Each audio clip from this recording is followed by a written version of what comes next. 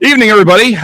Sorry we're a minute or so late. Welcome to the show. Of course, we have the Drifting Drams, Ethan and Katie Turk here. Thank you guys so much for hanging out tonight, and thank you for the blind. Cannot wait to get into this. And wait a second, where did my comments go? There we go. Okay. That's better. Yeah, so welcome, everybody. Thank you for hanging out on another Friday night. And, yeah, it's been a heck of a week, but glad it is the weekend. Great to be hanging out with all you wonderful folks. And then tomorrow, I'm going to get to hang out with Brian from Bourbon School in Bardstown. So that'll be fun. Oh, heck yeah. That's awesome. Yeah, but in the meantime, going to hang out with these great people here, the Turks. And as the message at the top of the chat says, if you aren't subscribed, what are you doing with your life? Go show them some love. Yeah. Let me get some whiskey poured here so we can let these things start opening up. And you guys didn't childproof them this time, which I appreciate. Yeah. Sean-proof them. We did find a new method. Katie's gotten some feedback about the way she seals bottles, and so we swapped it up. Yeah, the nearly impossible method is the, especially when you're not sober, it's quite challenging. Yeah, a little saran wrap will do. I do have some of the impenetrable wrappers though here as well. I'm going to start with one of these. I got a Peerless Double Oak Rye, and then also a Sagamore Spirit Cognac Cask rye. So these were two of the lower proof ones that I still had from you guys. So I figured that's a good place to start. So Yeah. I have a ton of barrel proof stuff from you guys still, but I thought maybe don't start with that. Let's see here. Am I pouring these right? I feel like I'm going in the wrong order. Okay, no, I'm good. Yes. So again, thank you to the Turks. Thank you guys for the blind. I'm curious what's in front of me here. Of course, I'm sure I will bomb, but it'll be fun anyway. I mean, free whiskey is the best whiskey. So, yeah. Well, yeah, I mean, there's no losing here, right? So this is something that we like to do, and sometimes we film it, sometimes we don't. But basically, it takes a look at typically a single distillery, and almost compares and contrasts it with another distillery, right? There have been plenty of times. I mean, we've done videos on it where I just look silly. I get convinced that it's this distillery, and here's the outlier, and never in the ballpark, never even close. Yeah. But it's always fun. Yeah, so I've learned from the few blinds I've done that I'm pretty good at guessing MGP stuff as long as it's not finished in something crazy. Okay. But otherwise, I just generally do quite terrible. So we'll see how it goes. Yeah, this one should be pretty fun. Just like Ethan was saying, it's yeah. kind of lower key than some blinds. Okay. Find out which one's the wild card, and then seeing if you can identify where the three picks are, what distillery the three picks are from. Okay, cool. If I can just find the edge, I know it's right here. Those are some of the earlier ones that I was stealing. At least they come out easy though. Yeah. What is this stuff? Because so I have the yellow and the red. It's just electrical tape. Oh, okay. Oh, that makes sense. Yeah. Yep. Just electrical tape, no big deal. I should be familiar with that. I mean, we do a lot of electrical. We just use the old black stuff though. You guys have the fancy stuff. Yeah. All right. Let me get my warm up pour. And I'm not making excuses ahead of time for my future bombing of this blind, but literally my head was on fire earlier. I was working outside. We were building a ramp, like a handicap ramp for a business, and direct sun all day. So, yeah, got quite cooked. So I'm feeling a little bit, so the brain's running a little slow. Things are about to get better. Let me burn through a little bit of chat here, and then we'll Well, first off, cheers, everybody, and thank you again to the Turks for the sample I'm drinking right now and the ones in front of me. Yeah, cheers, guys. So which one is that one? So this is the Sagamore Cognac Cask Rye. Sounds good to me. Yeah, I had the the port finish, which I really love. I love that one a lot. And I've had the sherry as well. 21090 sent me that one, but I haven't had the cognac. And typically, I'm a big fan of cognac. If you hear some kind of rumbling noises, my wife. That's also why I was somewhat late. I'm going to blame the wife. She decided that right now was the best time to mow the lawn, which is great. I don't have to do it. It's just that she doesn't know how to start the mower, so I had to go do that. That's funny. So I had to pull the shirt off and like, okay, well, all right, let me take the hat off, go outside, start the mower up. Anyway, but hey, she's doing it. I don't have to this weekend, so great. Cheers to that. Yeah. All right, let's get some whiskey in us. So good. That is a good start to the night. that is tasty. Mm. Yeah. Yeah, that was one of their very first releases in finishing, from what I recall. It's in I think so. 2019 or somewhere in there. Maybe right after the original port finish came out. It says batch 2 AC for whatever that means. I don't know what that. Yeah, so I think they did different batches of the same release, and so that was just what was on the bottle. Like, we have a Sagamore cognac bottle that's actually a pick, so it's a higher proof one. We'll have to send you some of that one. It's fantastic. Where do you guys get all these from? Because I rarely see any of the good Sagamore releases around me. Like, it's just all I ever see is just the stuff that's sourced from MGP, which is fine, but that's not what I want. Yeah. Yeah, it's a mix. So some we find when we travel, some we've got friends on the lookout for us. The pick, we just happened to be in Houston visiting friends. We went to Total Wine, and there it was on the shelf. We were like, what? This is not normal. What's going on? And we started looking, and sure enough, we were like, wait, it's a pick, but it's cognac finish. What the heck? What are they doing? Yeah. That's cool. Yeah. That was Awesome. blind. And it was like $48 or something. It was dirt cheap. Yeah. Oh, man. Yeah. Like, we think they put the wrong price on it because That's one of those times where you like clear the shelf or something. We did. we did. Fair. You made the right choice. Yeah. Yeah, we definitely cleared the shelf. We were like conspiratorially looking around, like. And then Ethan was holding them like this, like hugging them as we're walking up to the. No one pay attention to me. Yeah. I have nothing you want. Yep. Again, folks, going to highlight it there if you didn't hear me earlier. Go sub the Drifting Drams. Go do it. Yeah, they're awesome. As you can clearly see, the Turks are awesome. Great people. And fun channel. Just, go give them a sub. Show them some love. Let me run through a little bit of chat here. Mark Bass. Cheers, buddy. Good to see you. I hope the family is doing better, man. I hope the sister-in-law is recovering and doing well. Good to see you. John Crayons. Cheers, buddy. Good to see you as well. Excuse me. I got the hiccups already. Sure, Kitty. Meow. What's up? Multitasking. I'm sure there's many streams going right now. I know Trev's on. I don't know who else is on, but I'm sure many folks. You're a proof whore or a hound. Sorry. That's probably the cleaner version. When 108 is lower proof. Yeah. We're going to get into the 108 here. Well, actually, it's 110, but still, nonetheless. Vlad Tepes, what's up? Good to see you, man. I'm sipping on an extra tasty KC9 year, single barrel, big flavor, cuts through a lightly stuffed up nose. Oh yeah, there you go. Yep. Let's see, William Hall, one of our newest Patreons. Cheers, buddy. Good to see you, man. He got the samples. William. Got the samples. Hopefully, you'll let us know. Maybe you pour a few of those tonight and let us know what you think. You got some of the Corbin Cash 8-year, Still Austin rye, 6 ryes. I can't remember. Oh yeah, the Balcones cast strength rye. You got 6 ryes. So yeah, I'm curious to see what you think about them, William.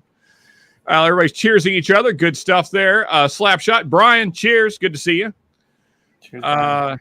Doug H in the house. Who else we got here? Peter White. Cheers. I feel like Tater Dom is here as well. Cheers. I feel like I missed somebody else there. Friday at Fred's. Got the whole crew in the house. Awesome. Yep. Good to see you. Cheers to Louisiana in general. Eric Dismarius. Cheers, buddy. Again, awesome win there on the blind Tuesday night. That was epic. Yeah. Just He did a crushed good it. job on 21090. That was ridiculous. Guessing 4 of the 5 bottles. Yeah, that's insane. Anyway. Cheers, buddy. Yeah. Hey, Roscoe, good to see you, man. Jim in the house as well. My wife has never even come within 10 feet of a lawnmower. Well, so this is a one-off. Was generally she doesn't. So last week was the first week of this year that she's decided she was in the mood to mow. And I was not going to fight her on it. I was like, yeah, sure, go do that thing that I didn't want to do anyway. So she mowed last weekend. And then tonight she's like, it's actually kind of cool out. I think I'll mow the grass. I was like, okay, sure. I was supposed to be on a stream in like 5 minutes, but yeah, I'll start the mower up for you. Yeah. Why seriously. not? I get to remove a mower deck and install a new drive belt tomorrow. Oh, that's always fun. Yeah. Good times. There you go. Yeah, there you go. There is the link to Drifting Drams. Family is all good. Okay, awesome. Good to hear, man. Glad the sister-in-law is recovering.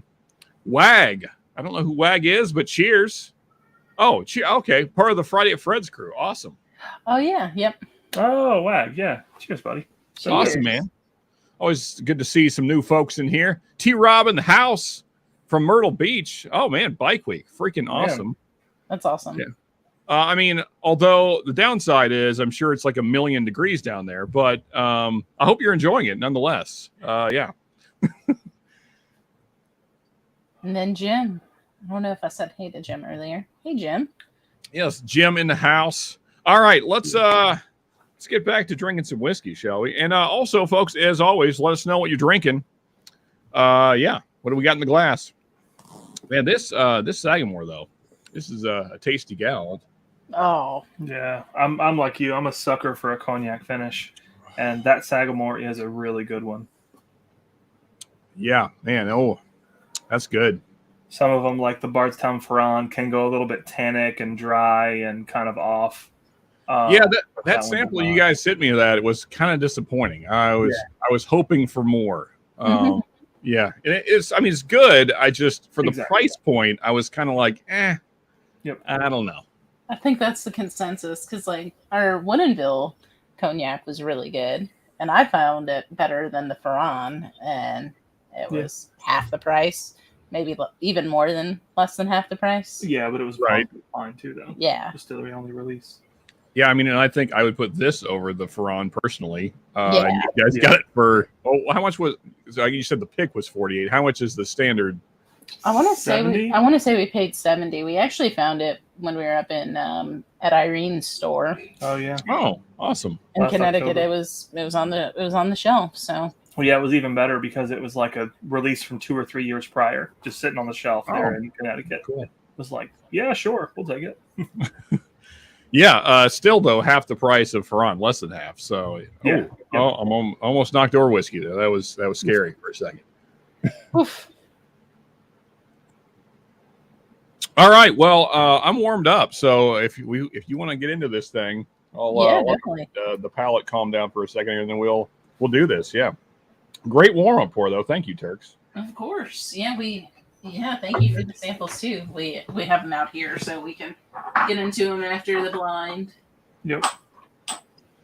Okay, and so just to recap, Sean has 4 samples.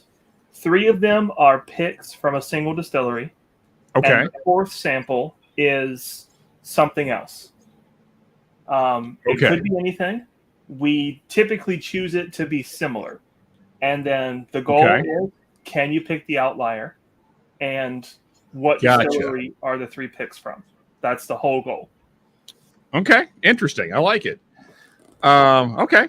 I'll keep that in mind. I'll see how we do here.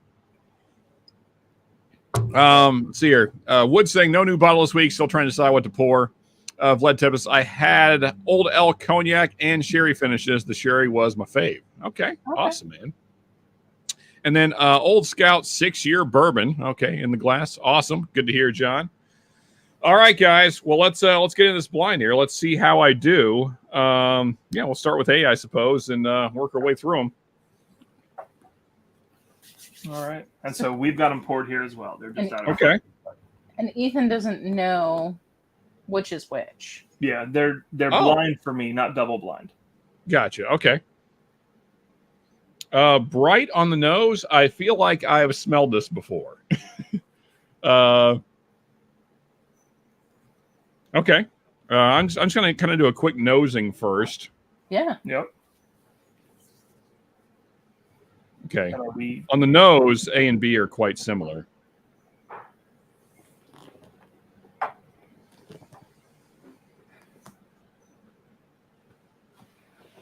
Oh wow. They all smell really tasty. I will say that. B has like a funky fruit note to it for me.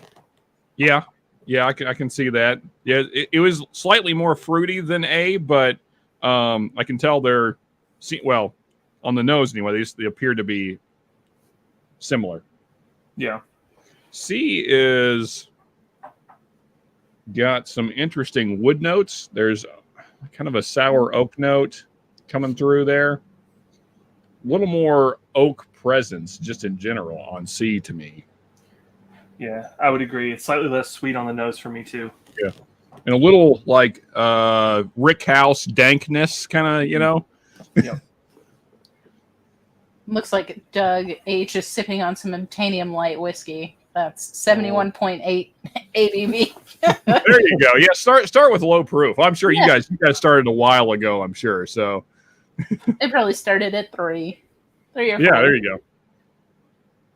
See here, Mark saying he hoping to get into some samples himself. Mark and Evan. Oh yeah, awesome, man. Oh, Mark, crap. I'm sorry, I didn't text you because you had a bunch going on. Save those samples. don't drink those samples. No, so the Nancy, so they're all the Nancy picks. I'm gonna have you and Great Shot. We're all gonna do them blind, and we'll see what is the best Nancy pick that I own. We'll have a consensus then. Yeah. So yeah, don't drink the Nancy pick. Sorry, buddy. If you have already, I'll send you more. But yeah, if you don't mind to save them, yeah, that's the plan. I meant to text you, and I've been busy, and I know you had a lot going on. So Yeah, we're going to be up in Austin, well, near Austin in June, and so we're going to make it by the distillery and hopefully get the June pick, but it'll be at the end of the month. So I know that April sold out because I actually had to send Great Shot a sample of that because he got so many for other people that by the time he went back to get himself one, they were gone. So oh wow, yeah. Which was very generous of him. I have an April thanks to him, which is awesome. That is very awesome. Yeah, those Nancy picks, man, are so freaking good. Yeah, we just had the samples from you, the sample for you from I think it was December, and man, yeah, it slaps every other one. Yeah. Well, so, what do you have any of the more current ones? Mm-mm. Okay, well, we can change that. Yeah, so I'm torn. I don't know. Now, according to Nancy, she says that March is her favorite, but I mean, February, March, and April are all just phenomenal. So that's why I figured we'd do this blind thing and see. First off, if we can tell what's what, and then also what is the highest quality, I guess, or yeah. Of course, I mean, Nancy's right either way. So we're just idiots that, so Yep. It's actually nice. Rained a little bit. It's in the high 60s. Okay, that's not bad. I could deal with that. Then let's see here. Where are we at? Russell single barrel non-pick. Okay. Hey, it's still a good choice, though. Blinds are great. They're like the peer review for sure. Although, I mean, they're like science-esque because, like in blinds, you get crossover, and so that really influences. I mean, at least I find that it does. And so, like, sometimes I'll pick something blind to be my favorite. Although, if I'm just drinking all those solo, I generally enjoy certain things more than I would in maybe a blind. Absolutely. Right. Because they kind of like point out the flaws in one another that you wouldn't necessarily notice if you were just drinking it on its own.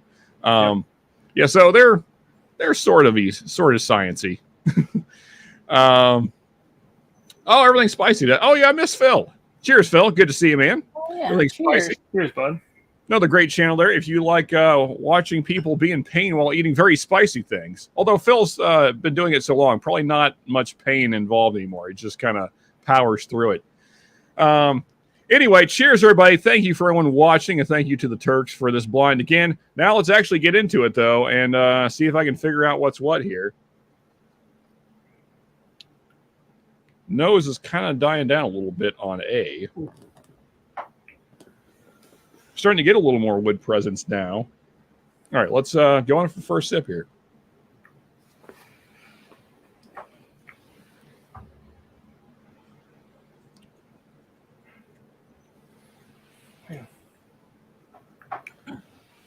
Whatever that is, that's really freaking good. I know that. Classic oak forward bourbon. Yeah. Yeah, man, that's good. Like Sweet. there's parts of it that remind me of like a turkey product, but I'm not going to say that that's absolutely it until we get a little farther here, because I could be totally wrong. No, I could definitely see that turkey on it. Cheers, great shot. What else we got here? Pinch hitter, whiskey lounge. There you go. Yeah. Nothing poured yet while eating a late dinner, but definitely planning on some Sagamore sherry finish. Okay. Awesome, man.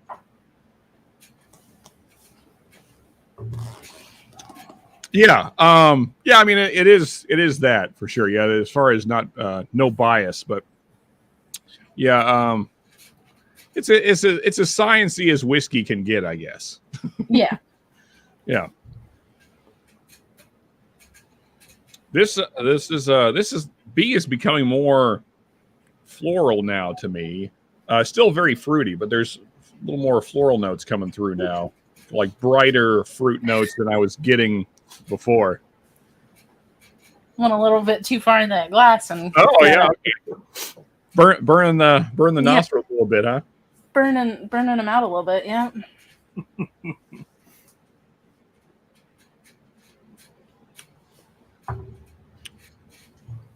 Wow, that is way different than A.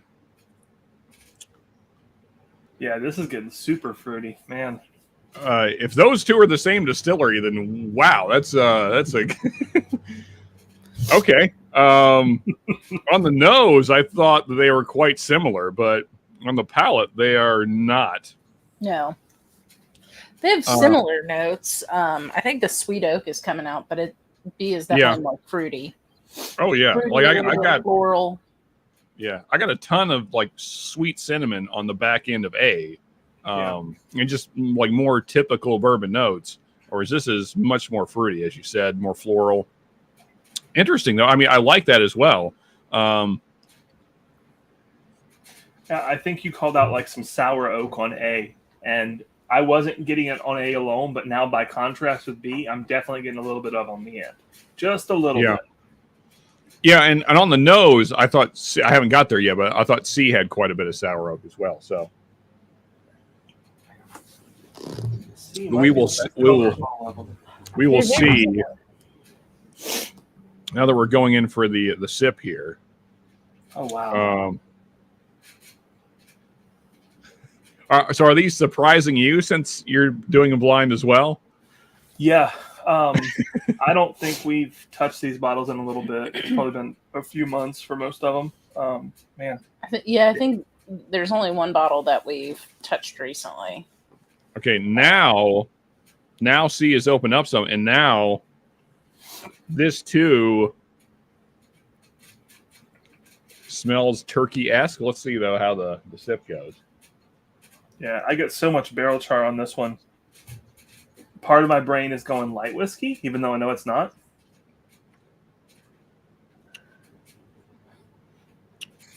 I don't think that's not turkey.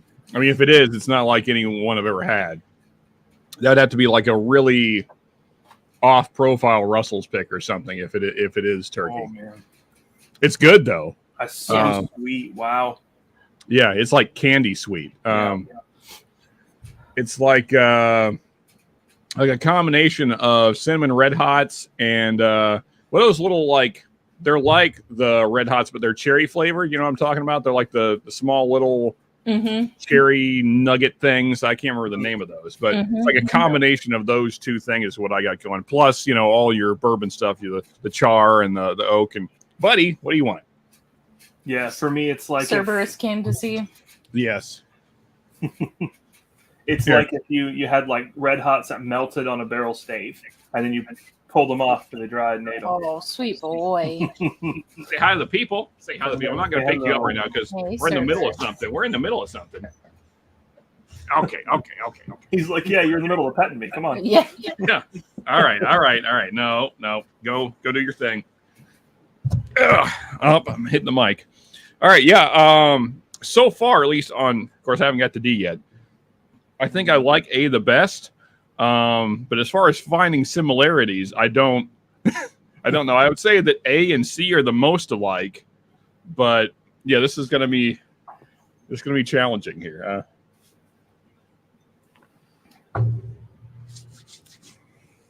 Hey, there we go.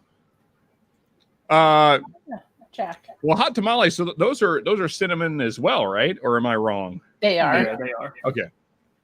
Yeah, I don't know what the cherry flavored ones are called, but anyway, yeah, whatever those things are. You're not talking about like Mike and Ike's, are you? I think they've got a cherry flavor, Mike and They Ike. do have a cherry flavor. Yeah, so that's probably that's probably most similar to what I'm thinking of. Yeah. Vlad is absolutely true with coffee. And he was saying like coffee changes in the bag and such like that. Oh, absolutely, yeah. Yeah, and like people that don't think that whiskey changes, like the more it goes down the bottle and the more air gets into it, you're just wrong because it does. Like, yeah, yeah, it's just it's amazing how much a bottle. I mean, there's bottles that I've just disliked, let them sit for 6 months, come back to them, and totally different thing. And then sometimes you let bottles that you like sit, and they can kind of turn and get funky. So yeah, yeah. Absolutely, man. We were actually drinking. So last night, Ethan pulled out. Somebody mentioned Russell's Reserve single barrel rye, and so we have an older one, and so it doesn't do well for Ethan and blinds. But you were actually really surprised by it. And Yeah, same it's with good. same Really with good. Rare Breed a couple weeks ago. Like Rare Breed rye surprised me. Like, this is really good. Yeah, turkey just doesn't stack up well in blinds for me. Yeah. I mean, so it depends. For me, it depends on what it's going against. Like 101, like when I'm doing like a budget blind, 101 never does well blind. But on its own, I freaking love it. I mean, it's one of the things I probably drink the most of. I don't know how many bottles of 101 I've been through in my life, but it's way more than I should probably ever admit to.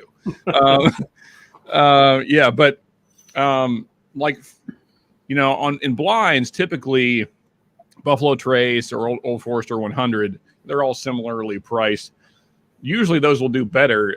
And just because like they're more neutral, I guess, you know, there's like less maybe funky off notes to my palate, but on its own, like 101 is amazing to like pick apart and sit with. And even though it's budget friendly. Yeah. So yeah, that doesn't do well in blinds is Four Roses. Like, yeah, I would agree with that. Single barrels do not do well in blinds. Four Roses for me, period, just doesn't do well in blinds because it's so florally on its own. I don't mind it so much, but like it just stands out so much in a blind that it comes across very sour compared to most other whiskey. So yeah, and like when that note is what gets pointed out to me with the other whiskeys, that kind of puts me off on it. So D is very light. What's that, Katie? I said D is very light compared to the others, at least in my opinion. There's still a ton of sweet oak, but like, yeah. So like to me, A and D are the most similar as far as notes that I'm getting just first go round. I'm going to kind of let my palate relax for a bit now that I've done a full one time through. And then I think next I'm going to compare A and D since I thought they were the most similar and then kind of go through them in just a random order to kind of figure out what's what here. To me, B and C though are not not at all like the other two. So I'm curious though. I'm curious what the thing is. I'm trying to think. D is lighter up front, but I get more ethanol from it on the back end than I do on some of the other pours. Yeah. It sneaks up on me. Let's see here. Though. Sure it does. At a minimum, the ethanol evaporates to some degree, allowing more. Yeah. Absolutely, yeah. Yeah, some ethanol escapes, some oxygen gets in, oxidation happens, and other things, chemical reactions, and then sometimes magic. It turns a bad bottle good. So yeah. Comparing Special Reserve and Green River Weeded. Oh yeah, okay, that's cool. Yeah. Green River is kicking its butt. I do not doubt that. I mean, in my opinion, it doesn't take a lot to kick Special Reserve's butt. I think it's a pretty subpar bourbon, even at the actual price point, in my opinion. But, hey, whatever. Good on Weller for selling a crap load of it. Yeah. It was interesting. Kelsey dropped a video on their channel last week, I think it was, doing like the Bardstown, Green River Weeded, and Special Reserve. And he ranked them when he knew what they were, and then he did them blind. Yep. And it was very surprising. Yeah. There you go. Yep. Like for me, Weller Special Reserve has only ever won against things that are significantly cheaper than it. Like, so it can beat Rebel, like the new Rebel 100, which I don't care for. Which, I mean, that's that's like $15, And around here, even a 750, if you can find it at retail, is like 25 for Special Reserve. So, a $10 difference. That's pretty big, and especially when you're down the budget area. That's a pretty big jump in quality usually. So, yeah. So that's about the only thing that it does well against, as far as in the weeder category. And great point there, Vlad. That a glass is just a small bottle, or a bottle is just a big glass. Yeah. You were going to say something there, Ethan? Looked like you had a thought that you were about to. I don't know. Okay. Okay, fair enough. All right, now I think I've had enough of a break here. Let me go back through these. I'm going to do smaller sips so I don't run out. I will say I like all of them. I would say just on first go through, I think A is first, D is second, C is third, and B is fourth. Okay. But that could change, that usually does. Oh, for sure. So, it's funny, like, when it doesn't change, like, when you stick with your order, like, okay. Man, second sip, D is a lot sweeter than the first go-around. Now I'm seeing more of what you were talking about. He has even more candy sweet than B, maybe? Like, it's very, very candy. I got a lot less oak presence that time than I did the first time around. Yeah. Which I'm big on that. I'm big on the barrel spice, lots of char, oak presence, like the good, not sour oak, but like, that nice toasty oak note. I still really like that though. That's still really good. Yeah. See, and I'm cram as many flavors in that glass as you can. That's what I want. Weller SR is not good in my opinion. I kind of agree. Weller SR is greater than Maker's Mark. I mean, standard makers, maybe. Oh, yeah, I could see the standard makers. Yeah, I don't know. 46 flaps it around. Yeah, anything over standard makers destroys SR. Like, it's in my opinion. Like 46, 101, just murder, curb stomping is happening. Oh yeah. Well, and like with Green River, the Green River Weeded being like, I think we saw it at Bardstown when we were up for the Maker's Pick, and I want to say it was like $35.99 in the gift shop, and it's like, it's available. Yeah. for much cheaper than what we saw a special reserve for in Kentucky. Was that the special reserve we saw was like $80 or $100? Yeah, this is still my jam though. That's just everything I love about bourbon right there. That's I still say though, I think that A and D are the most similar. Now watch, like, one of those is going to be the one that's not. That's how it's going to go. I can see already. Man. William Reynolds in the house. Cheers. What's up, man? I was seeing the guitar there reminds me. So I haven't posted yet because I've just been busy with life. But so tomorrow night, all you that are here tonight, tomorrow night will be Mash and Metal, because I got to cut out somewhat early tonight. Well, I mean, we're just not doing 2 streams tonight because I got to meet up with Brian tomorrow in Bardstown. So, yeah, so we'll end tonight somewhere around midnight or so. And then Mash Metal will be tomorrow night. But tomorrow night is going to be like an ode to like rock and metal legends, I guess. So, because like a lot of rock and metal guys died in May. So, yeah, Dio and Chris Cornell and the original guitarist from Slayer and Bob Marley, although not really rock, but still a huge musical icon. Yeah, I mean, he's a legend. So yeah, we're gonna go through a bunch of those and kind of talk about all these great people. But anyway, back to whiskey for now. Gordon Murphy in the house, another one of our newest Patreons. Cheers, buddy. Good to see you. Hey, Gordon. Yeah. I heard you got a fair amount of new patrons last week. What, Yeah, I 3 got or 4, something? which was awesome. 3 or 4? Yeah. That's really awesome. happy with that. I think that's the most we've ever had join in one night. So that's that was awesome. That is awesome. Yeah, that's fantastic, man. Yes. Hanneman. That's thank you. Jeff Hanneman, yes, of Slayer. Yeah, also died in May. Lots of legends died in May, unfortunately.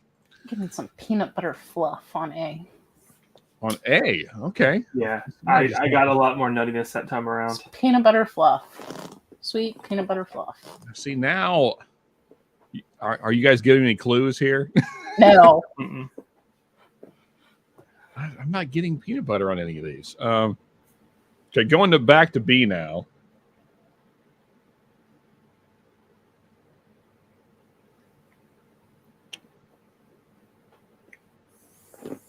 B is becoming more similar to A and D, but it's still a lot lighter.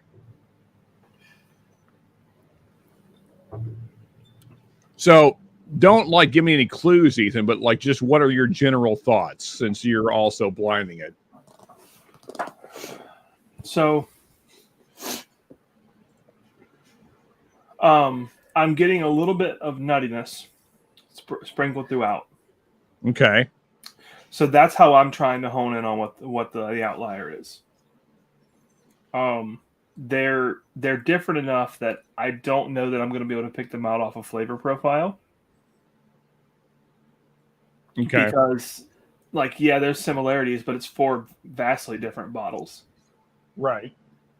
So yeah, I'm trying to go off the nuttiness aspect. I've got a guess. It's probably wrong, but I've got a guess as of right now. See, nuttiness. When I think of nuttiness, there's only 2 distilleries I ever even think of as being nutty. I mean, Beam certainly, and this doesn't taste like Beam to me. And I'm trying to think what this would be if it is Beam, because with Beam, I always get even though I get the nuttiness, I usually get a lot more darker fruits, and these are kind of bright, all of them. Like Beam usually comes across very distinct to me, but I could be totally wrong. They could all be Beam, and I could be an idiot. And then occasionally, some Heaven Hill products can have kind of a nuttiness to me. Not all of them, but not as much as Beam to me. But right. Trying to think what else would. I mean, JTS Brown kind of does, but that's clearly not in this flight because it's not of this kind of quality. So, Yeah, that strategy is already out. Like on D, I'm not getting nuttiness off D. Okay, well, going back to C, this was the one that was the funkiest on the nose, but now it's not. Now it's really opening up and actually has a really nice nose now. Mm-hmm.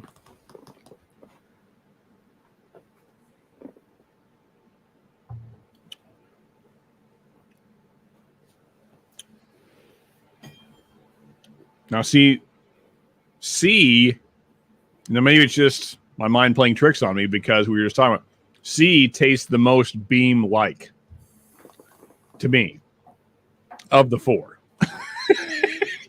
Katie has her head down, trying to not look at the camera. Responding to Fred, he was talking about how he likes that Friday at Fred's bottle over your shoulder. Oh, okay. What bottle? Let's see here. Perhaps Coconut. Got to play one of Hanneman's guitars. I hate Taylor's, but his was... Oh, okay. I got you. Yes. Yeah, Paul. Short night for me. I mean, usually we go till 3 a.m. or so with the double stream, but not tonight. We're going to split them up tonight, and Mash Metal will be tomorrow night. We'll end this stream roughly midnight. We'll see how it goes. I don't want to get to bed super late though, because I do have to meet Brian tomorrow. But yeah, roughly midnight. We'll see where whiskey takes us. Did you say? Go ahead, Katie. Woods was saying that he said the nuttiness in Heaven Hill products comes from them using beam yeast after the fire. Oh, Interesting. I've never heard that, but it would make sense. That's very interesting. Well, I mean, so they basically, they're like the same parents anyway. Mm-hmm. So like, because a beam is started Heaven Hill to begin with. So although like, that's interesting because I don't find them to be that similar, but of course their mash bills are totally different, right? I mean, because let's see, was it like 76, 12, and 10 or something like that? That's not the right math. So whatever it is, I know they're like 12 rye though. That seems right. Maybe I could be totally wrong. Anyway, C seems the least like the other things on this second go round. Oh, okay.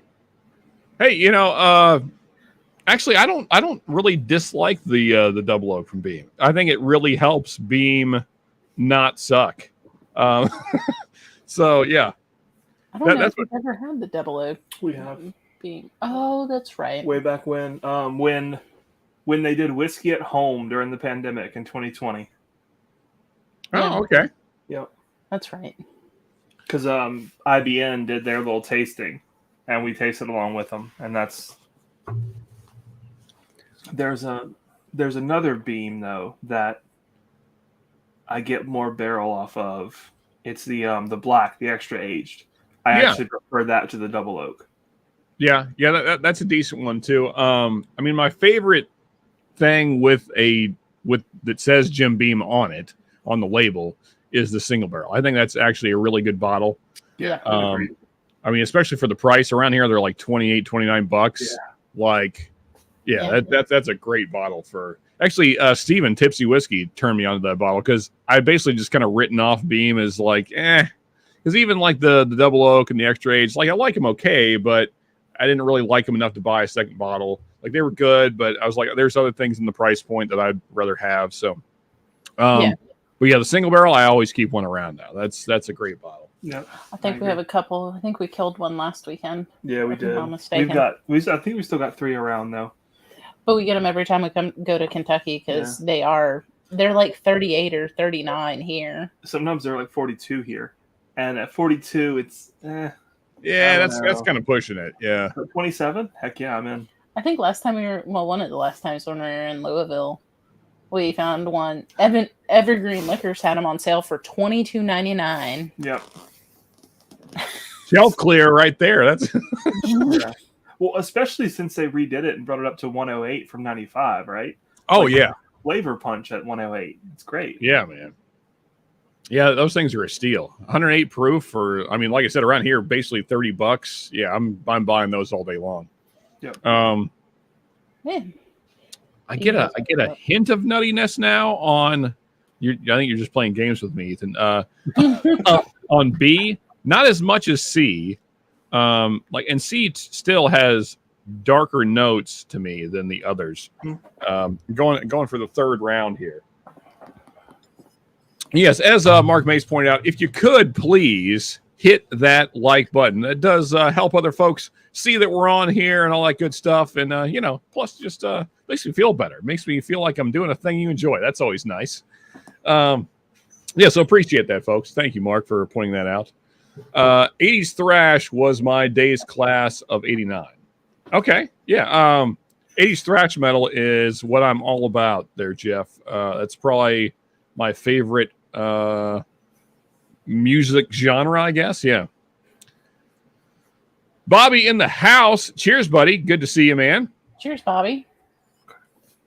Hopefully you are safe and, but at the same time, doing the good work, man. Good to see you. Can't hear. Oh, okay. You're out of dinner. Awesome, man. Well, tell the wife hello. If the boy is there as well, say hi to him and cheers to all your people. Good to see you, man. Let's see here. I dig it for 20 bones. Yeah. Yeah, for sure, man. It is very nutty. Hey, Sean Willis. Cheers, man. Good to see you. Cheers, buddy. Oh, Jacob. All right, buddy. Good to see you. Cheers, Hopefully we will see you on the next one. Also, Jacob, well, I'll talk with you offline, but yeah, I want to send you some stuff. So Baker Single Barrel is up to 75 now. Yeah, I don't know about that. 60? 60 here. Yeah. Yeah. Recently. But I believe it. I do too. Because, I mean, even 60 was a price increase because we have an old Baker's bottle that was 50. The old small batch. Yeah. See, I actually prefer the small batch personally. Now, maybe I just haven't had a good single barrel yet. I've had three or four, I guess. And they're good. I like them, but the small batch is, yeah, I mean, I have both right back there and definitely prefer the current small batch to my current single barrel. But yeah, I don't even think we've cracked our small batch. But we have a single barrel open actually within reach here, and it's one of the 8.5 years, and it's good. I like it. Would I buy another for $65? I don't know, but for one, it's good. It's got a good flavor profile to it. For sure. You know what? They're like becoming nuttier as I don't know what is happening right now. The power of suggestion.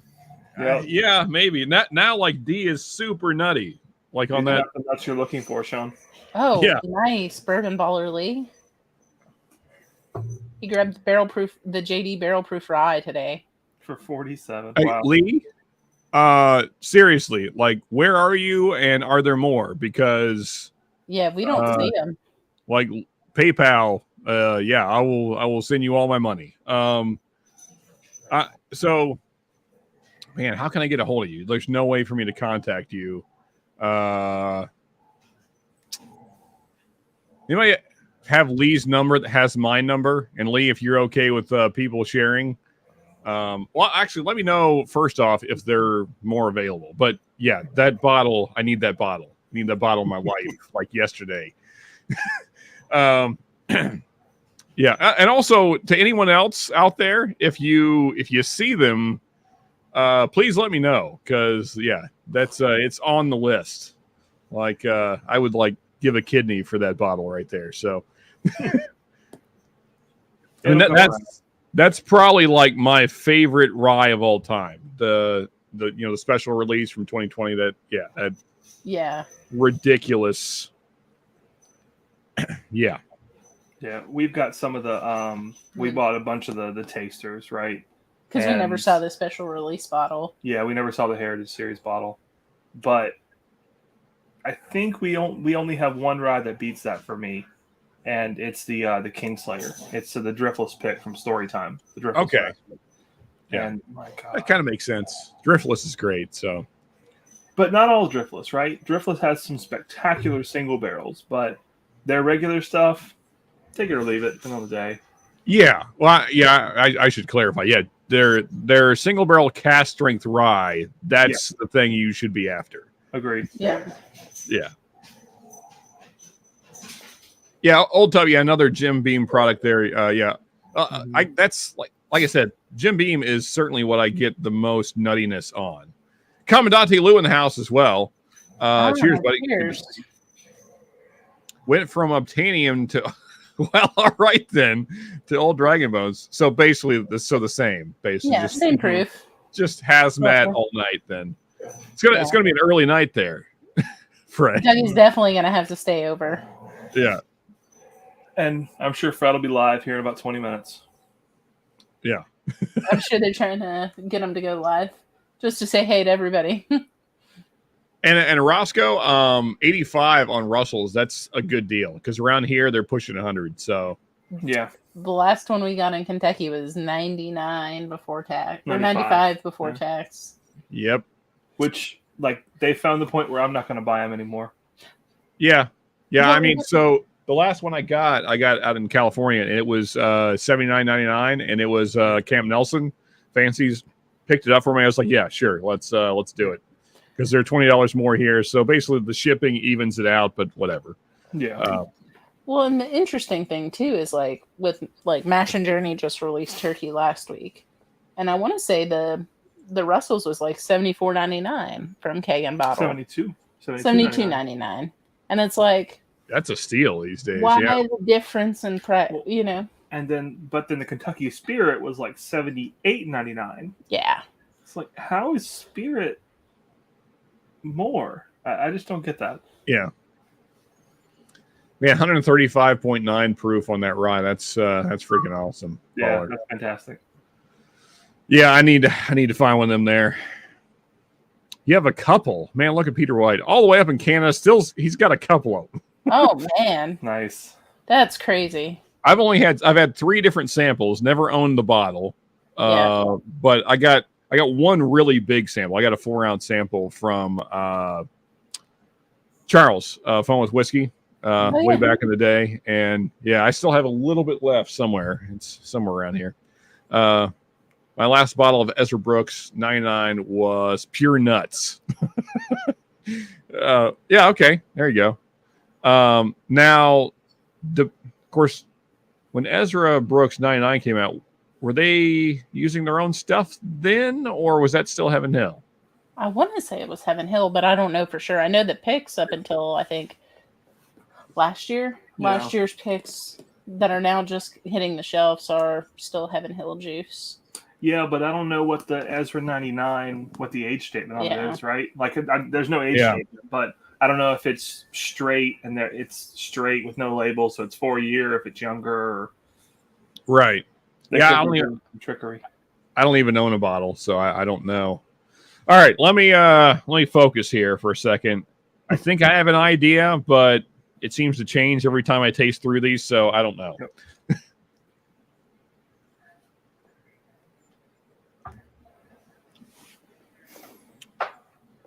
Man, I don't know if you were giving me a clue earlier when you held up the Bookers.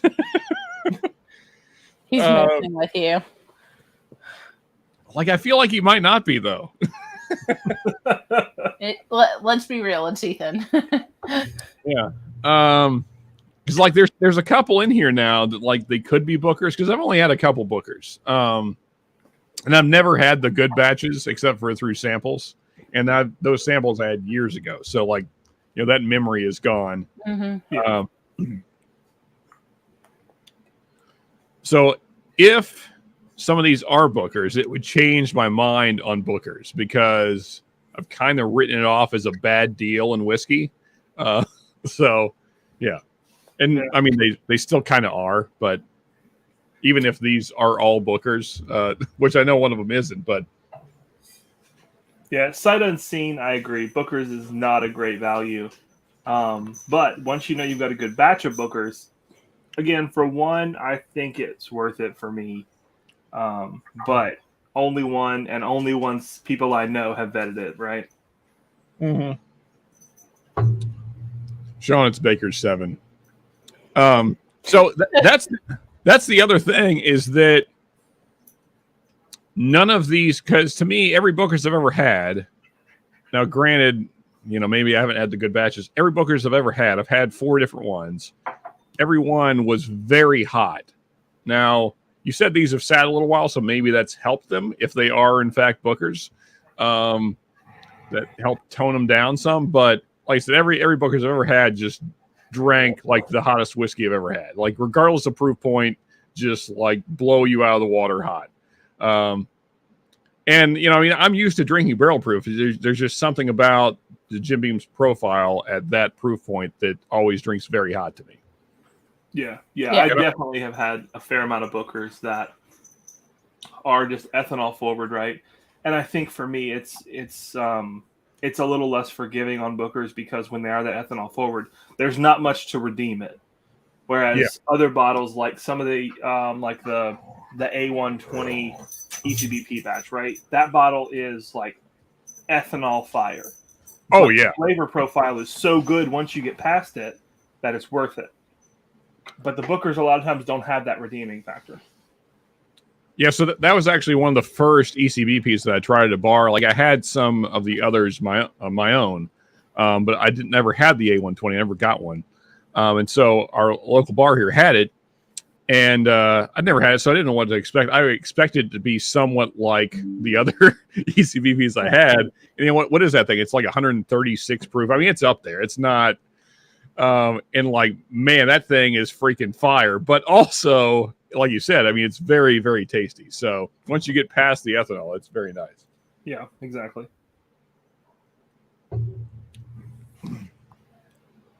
All right, so I'm feeling still. I kind of said this initially. I still feel basically the same. I think B is the outlier, but I'm going through for the 3rd time now.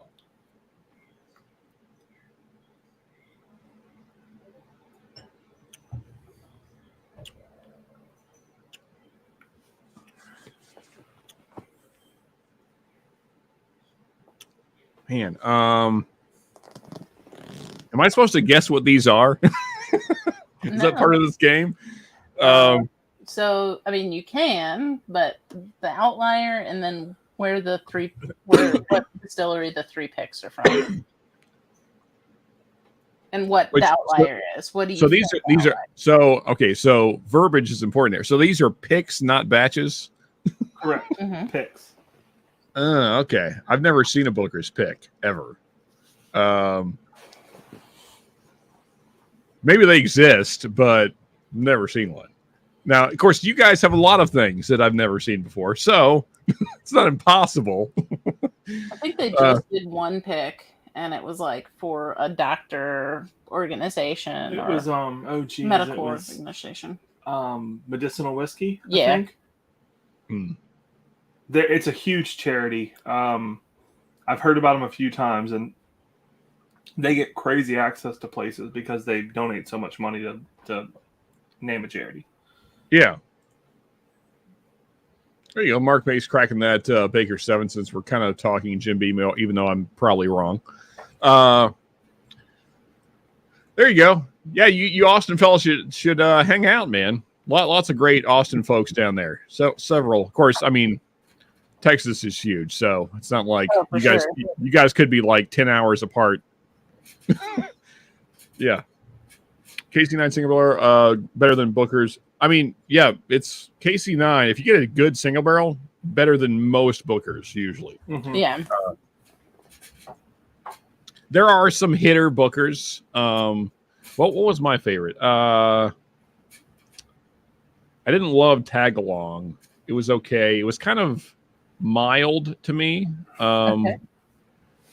I'm trying to think. What was the same year as Tag Along that was the better batch? Anybody remember?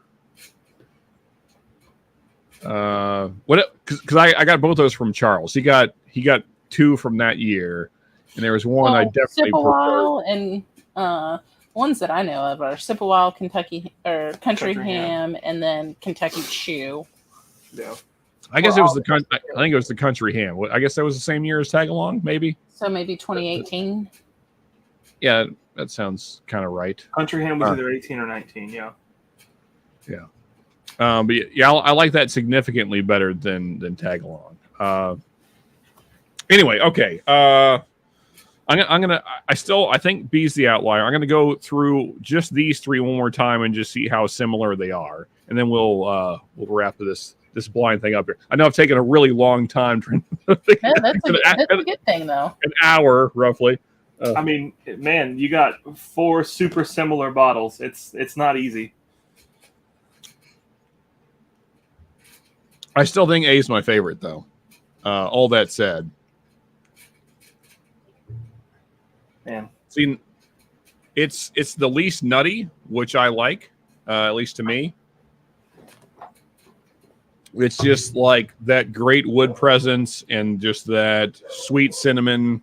I mean, you know, I'm a sucker for turkey, and that's the most turkey-like if these are not turkey.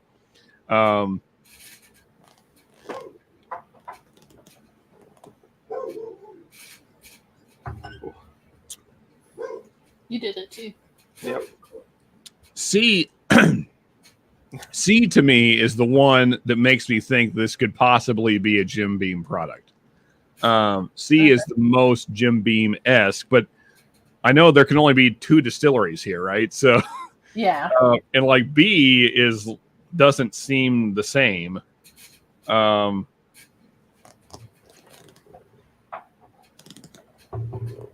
maybe C's the outlier. I don't know.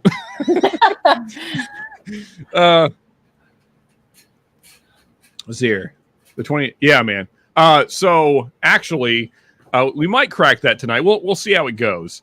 Because I don't want to get like crazy wasted tonight, but because I do have to do some driving tomorrow. But thanks to Shredword, I have a C920 now again, which is one of my favorite batches of all time, and like one of my favorite whiskeys of all time. So yeah, we did some trading, and all the way from California, got a C920 unopened. Nice. Yeah, that batch was legendary, man. Yeah. Yeah, the B and the C from that year just freaking epic. I mean, the A, as we were talking about, is great, but very. I mean, it's a punch in the face. Yeah, the A is aggressive. It's like wrestling an alligator. It's you got to be able to win it. Man, I don't know. See, damn it. Like D and C are quite similar, actually. They're the most Beam-like. Or just nut forward. And then like A is like there's similar notes, but I don't get that distinct Jim Beam. Well, I mean, so it's more like what stands out to me about Beam and like Booker's products is those kind of what I describe as dark fruit notes, kind of like plum and date, like those kind of especially like I get very specifically on a lot of Booker's products, like, you know, the skin of a dark plum, you know, the way that skin tastes. Yep. I get that note a lot on Booker's, and I get that on these too. I don't get it on A, and I definitely don't like B. It's like to me B is the outlier, but also A is not like C and D. I don't know. This is hard. I want to say you guys put together a very nice blind. First off, they're all great whiskeys, so that's awesome.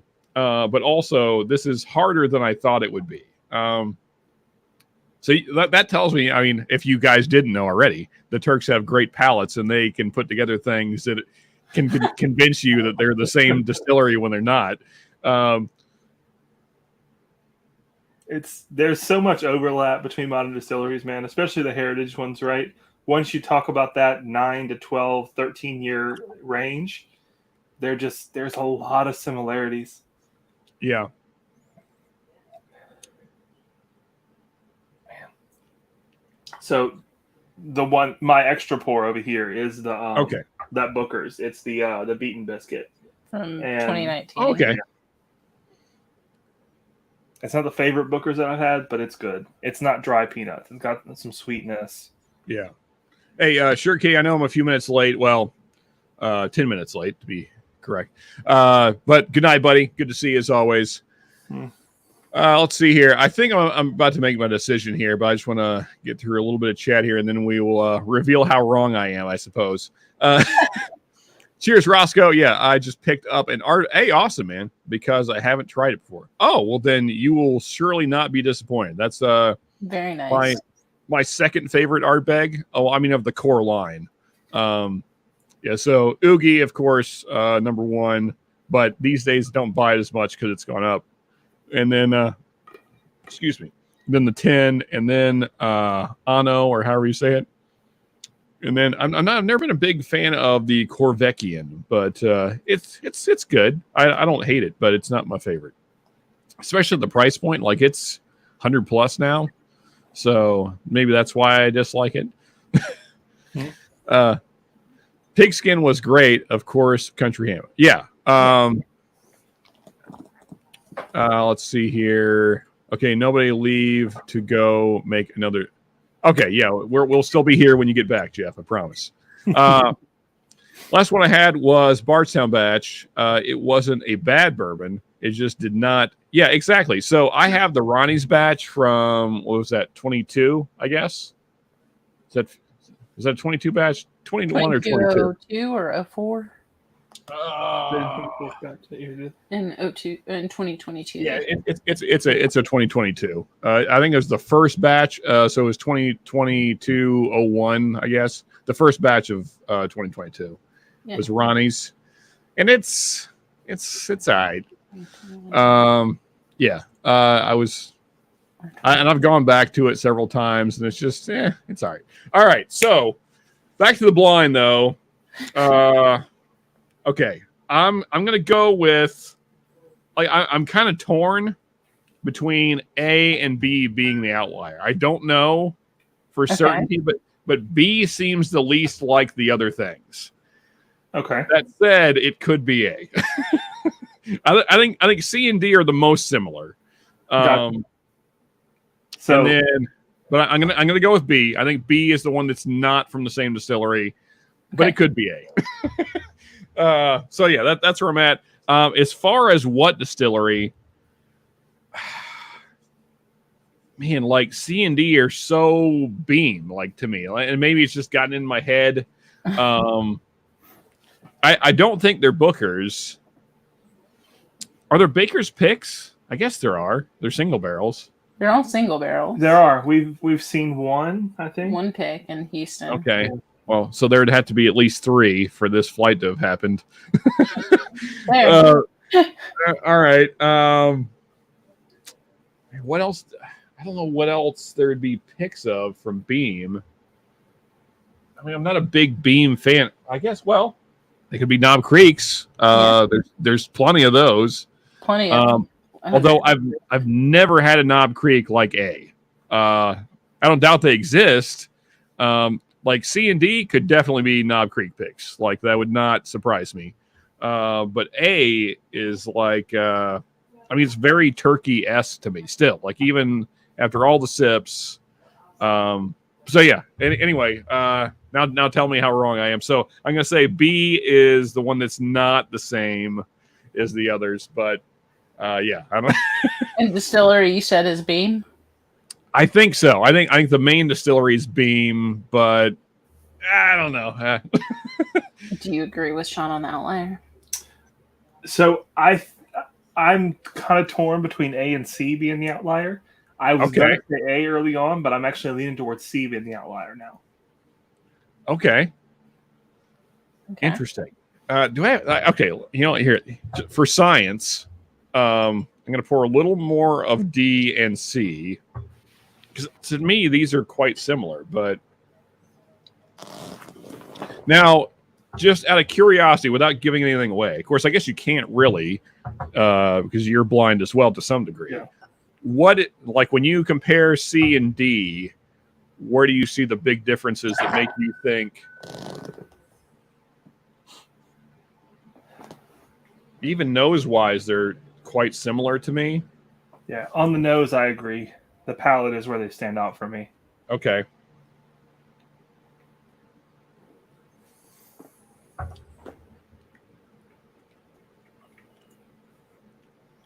Yeah, see, for me, I get a strong, sweet peanut in the middle. Okay. Mid palate, it's like it's candied peanuts. So I went D first there, so I'm going opposite order to you. Let's get some more water in the glass here.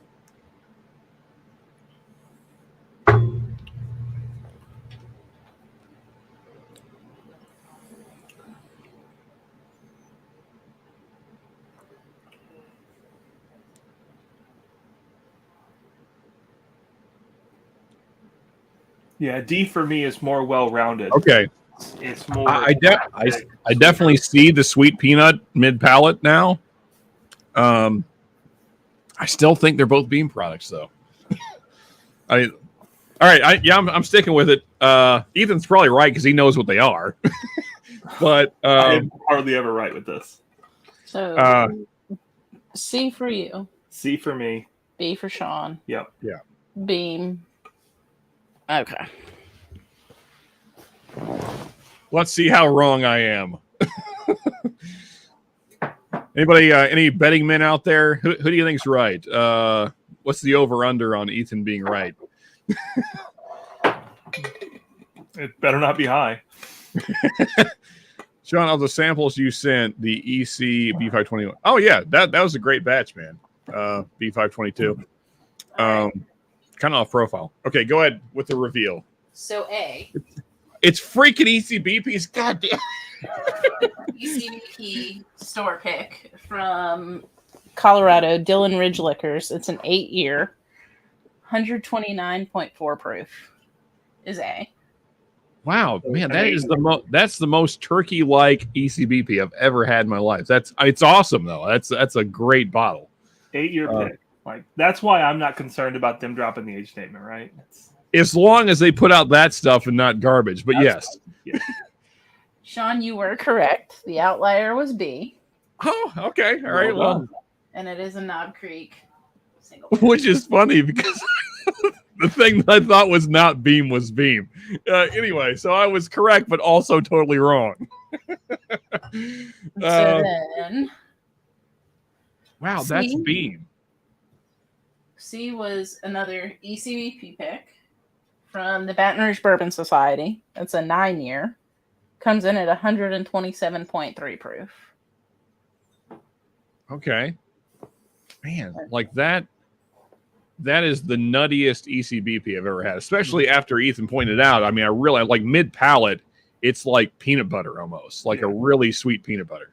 Go ahead, Katie. And then the last one is a fun bottle because it came from the good fellows at Friday at Fred's. Awesome. It's an ECBP pick again, 8-year, from River Ridge Discount, and it's 132.8 proof. Very nice. Now, just out of curiosity, where did you get A at? So A was a gift from Brett Marquette. Yep. He got it from a store in Dillon, Colorado. Colorado doing some fire ECBP picks. And it was from last year. It was a 2021 pick. It was one of the original, like, early on picks. Yeah. Yeah, that is a great bottle, man. Still my favorite. So I still think my order did not change. A is my favorite, D second, C third, and then the outlier B being last. Which now that I know what they are makes total sense because I'm not a huge Beam fan, which I should have should have been a clue. But anyway. So the Beam, the Knob Creek is like an 11, almost 11 and a half year pick. Yeah. And it was one of the older style bottles. So that has to be the brightest Knob Creek I've ever had. Like I've never had a Knob Creek like that. Like when I first on the first go round, I almost thought like, is this some kind of weird like MGP finish thing? Like it is not like any. I mean, I've had tons of Knob Creek single barrels, and I've never had one like this. Yeah. This is a weird thing to come from Beam. Yeah, so we have another Knob Creek pick. Actually, it's from one of the stores in Kentucky that we visit. We've bought probably a case of them at this point. It's almost a 12-year pick, and it's slightly better overall than that cellar door pick, the one that you have. But the one you have blends fits so well with an ECBP profile, and so that's why we included it, because it tastes like ECBP, right? Like, it definitely is not quite, but it's close. Well, I mean, in these EC, I mean, especially C, like C had me convinced that this was Jim Beam. Like I thought for sure this is a Jim Beam product. I mean, mainly C, like once you started mentioning the nutty notes, and I was going back on in the second tasting, like C was just like, man, am I totally wrong? Because at first I thought maybe it was turkey, and then when I got to C the first time around, I was like, well, no, probably not. And then D was kind of a question mark. It was slightly turkey-esque, but not really. And then B was always different. I'm just really surprised by how floral the Knob Creek is. I've never. Now that I'm nosing it, of course, there's some of the old whiskey residue on the sides of the glass now, so that's changing the nose to some degree, but. It's more Beam, but it's still I never think of, especially Knob Creeks, as being bright. Right. And this is fairly bright to be a Knob Creek. Yeah, that's really interesting. Again, not a bad whiskey in the bunch. I just want to clarify. These were all great. Thank you, Turks, again. This is awesome. Absolutely, man. Happy to. Well, and what kind of led us to do this one is we wanted to pick younger ECBP bottles after your video that you dropped on last Wednesday. That's kind of when we had the idea to do it. And it was let's see. Let's test the theory of younger ECBP. Yeah. I mean, so I have, this is an 8-year. Yeah. So I have 2 really great currently ECBP picks. I mean, my favorites over there, which my cousin says they're still there. I'm going to be down in Florida in June, and I'm going to buy every one he has left. As many as you can. Yeah. I'll have to send you guys one and see what you guys think about it. Yeah. It's my favorite. I mean, that's the one that was my whiskey of the year last year. It beat every batch that Heaven Hill put out. It beat everything. And this is great. I got this from, you guys familiar with Happy Hour in Nicholasville? They're sort of famousy. This is one of their picks, probably the greatest name of all time for an ECBP, Pablo Escobar 2. Yes. And it's freaking Cocaine Bear. It's a bear with cocaine on his nose. That's great. That's great. Yeah. Wow. Yeah, but and it's a solid pick. I would say C922 probably beats it, and maybe A123. I haven't blinded them, but those are both great batches. I mean, you guys probably saw the latest video that I put out Wednesday, and it was C922, and then A123 was next. And I'm very happy to see Heaven Hill starting with a great batch this year, because the 22 and the 21 A's were not great for me. They're okay. I wouldn't say they're bad. Still, I mean, at $70, cast strength 12-year whiskey, still a very solid bottle, just not what I was hoping for. But yeah, really happy to see Heaven Hill starting out great. Although the B batch is still a question mark. Have you guys got one yet? The new B batch? We have one on the way. Yeah, on the way. Okay, cool. Somebody found one and reached out to us, so perfect. So I'm going to get to try it tomorrow. We might do a very brief live. I haven't decided yet. But Brian has a B23, B523, and then he also got the BEP from Makers. Oh yeah. The BEP. And so he said he's going to pour me a couple samples, and I'm bringing him some samples of stuff too. So maybe we'll do a little kind of brief live. If we have some place where we can sit and do that, we might do that. So kind of keep your eyes peeled, guys. Tomorrow, maybe that'll happen. We'll see how it goes. That'll be awesome. My wife will be with us, and his wife, and there's another couple as well. So maybe we'll have time. We'll just kind of see how it goes. But yeah.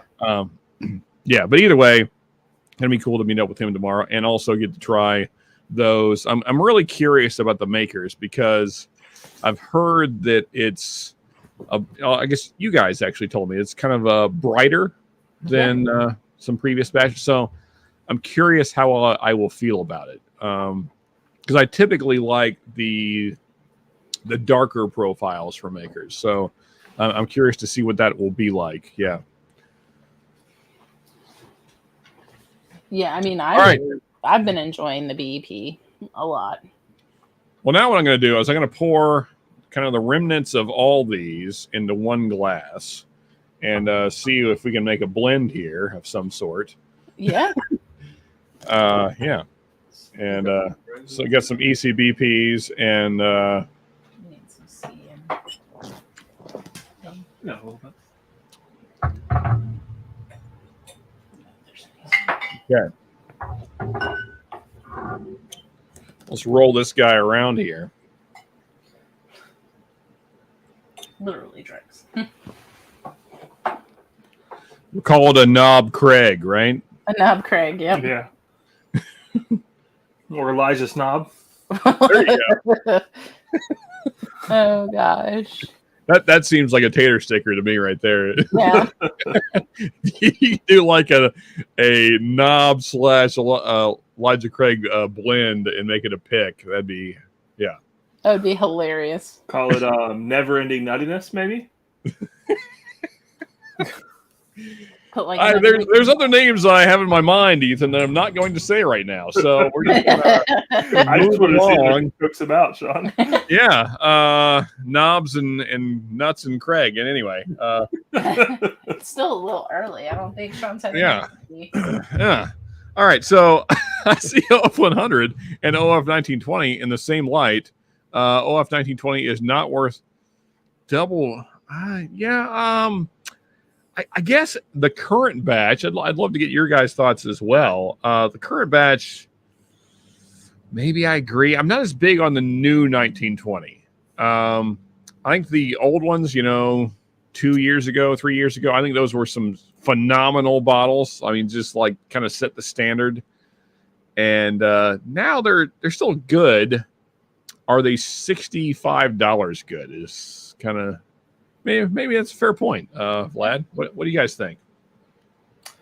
I don't even know that we have a new one. We don't have new ones. We're finishing off an old 1910. It's almost done. Yeah, honestly, we gravitate toward picks for Old Forester. We've got a local store over here that has a cash strength Old Forester pick that is red fruit, man. It is like heavy red fruit. It's so good. God, and if I want Old Forester, that's the one I reach for. They still have it, and so I know whenever it's out, I'm going to get another. Gotcha. Yeah. I have yet to find a good Old Forester barrel proof pick. I've had 2 not great ones. I would say they're bad. They just like lava hot. So earlier I said that Booker's was hot. No, wrong bottle. It's too far away to reach. Bottle, huh? It's over there. Yeah. This is a good bottle. I like this. But no, my ECBP, my Old Forester, it's over there.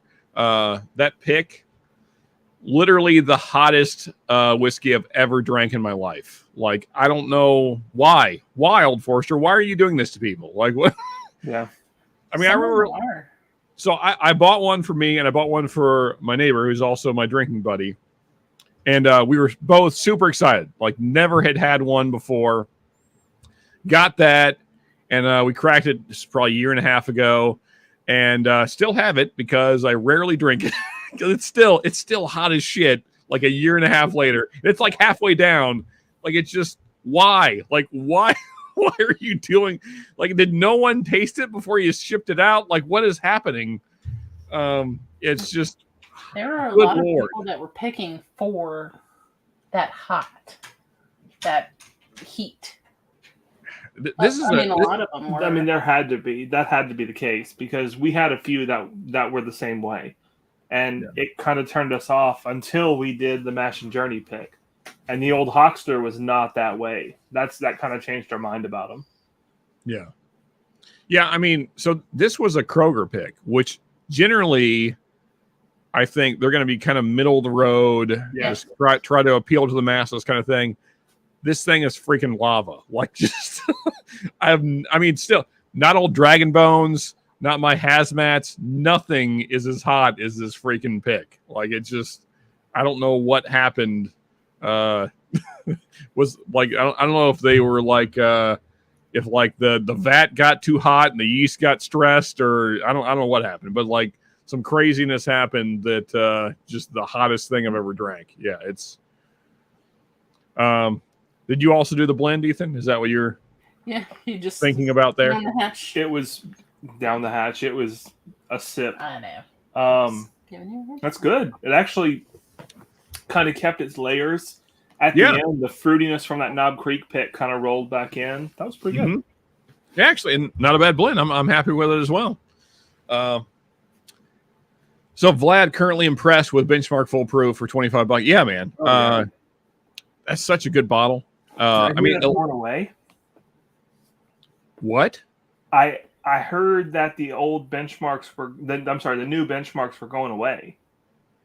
I don't all of them say definitively, but I there was something that we read last week or the week before that said like that they were discontinuing that line.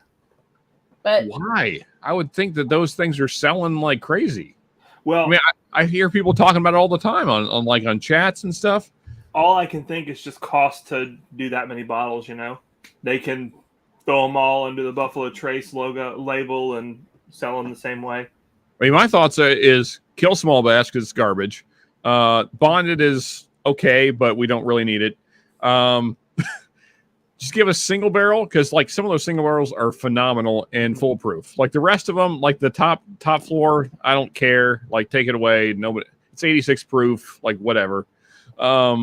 It's fine for what it is. But yeah, I just want like because single barrels at that price point, I'm fine to play the lottery and maybe you get a good one, maybe you get a bad one. I've had two really good ones, so you know, and at $22, that's fine. I had one that was just kind of but $22, like I'm fine to throw that kind of money away, and you know it's not a big deal. And then the full proofs are just always great. We haven't cracked one. I think we have one floating around here somewhere. But I gravitate toward the full proof and the bonded. But the bonded I like because I know it's at least 4 years, right? Whereas Benchmark's bottom shelfer, right? They could be giving me a 2-year full proof bottle. Whereas the bonded, I have a little bit of a quality guarantee. And at 100 proof, it's something that I can drink, I can mix with. It's just an all-around hitter. So I guess my thing with the bonded is that, and maybe, you know, maybe if I just had two mediocre ones in a row, I don't know. It's hard to say. I find them to be kind of bland to me. They're just kind of, they're fine. There's nothing like off about them. It's just kind of light, I guess. Like I find it to be kind of like like the light beer of whiskey, you know. So like there's nothing bad there. It's just like I wish there was more. Right. You know, and granted, the price point, I guess you can't complain. But like when I think like compared to say Evan White Label, I think there's more happening there. Similar price point, same age statement, same proof. Or even like the VOB 100. Granted, it's not bonded anymore, but it used to be. Same thing. You know, I think there's more happening there. Or like 101. Granted, that's a few dollars more, but similar, you know, kind of deal. Or the OF 100. Yeah, like I just want a little more going on. Yeah, I can agree with that, and that's one of the reasons a full proof is my top for that line. Give me 1 second. The wife is banging on the door. Yep. What's everybody drinking, y'all? Katie just poured a Healing Station single barrel pit from Caesars over in the Memphis area. If you're ever in Memphis and looking for a good liquor store on the west side, or east side rather, really solid place. And this pick is, so it's an 8-year MGP for, I think it was like a $60 bottle. $50-$60, somewhere in that range. Outstanding value and fruity, dark, like good stuff.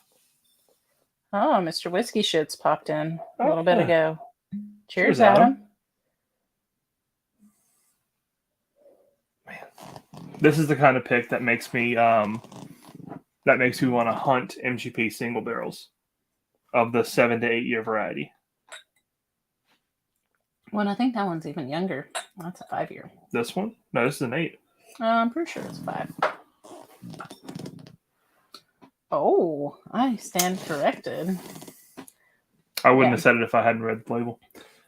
Yeah, they really are, Adam. Like those, the last time we were in Memphis, they still had them on the shelf, like full shelf of them.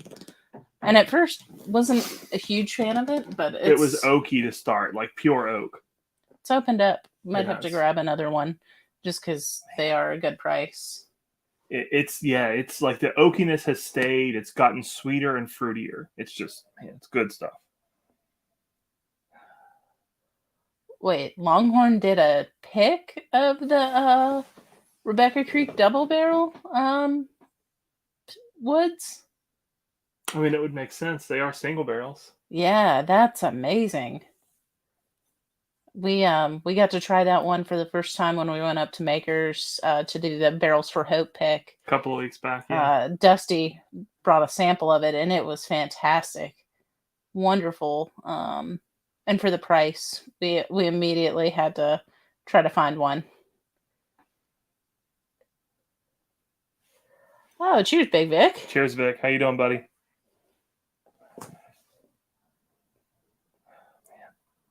Yeah, the nose on this bottle is just great. This is probably top 5 MGP picks for me. That's crazy, but it's a really good one. Mm-hmm.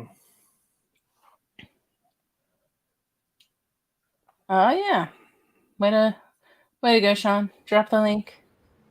Okay, sorry, folks. I had a bit of an interruption there.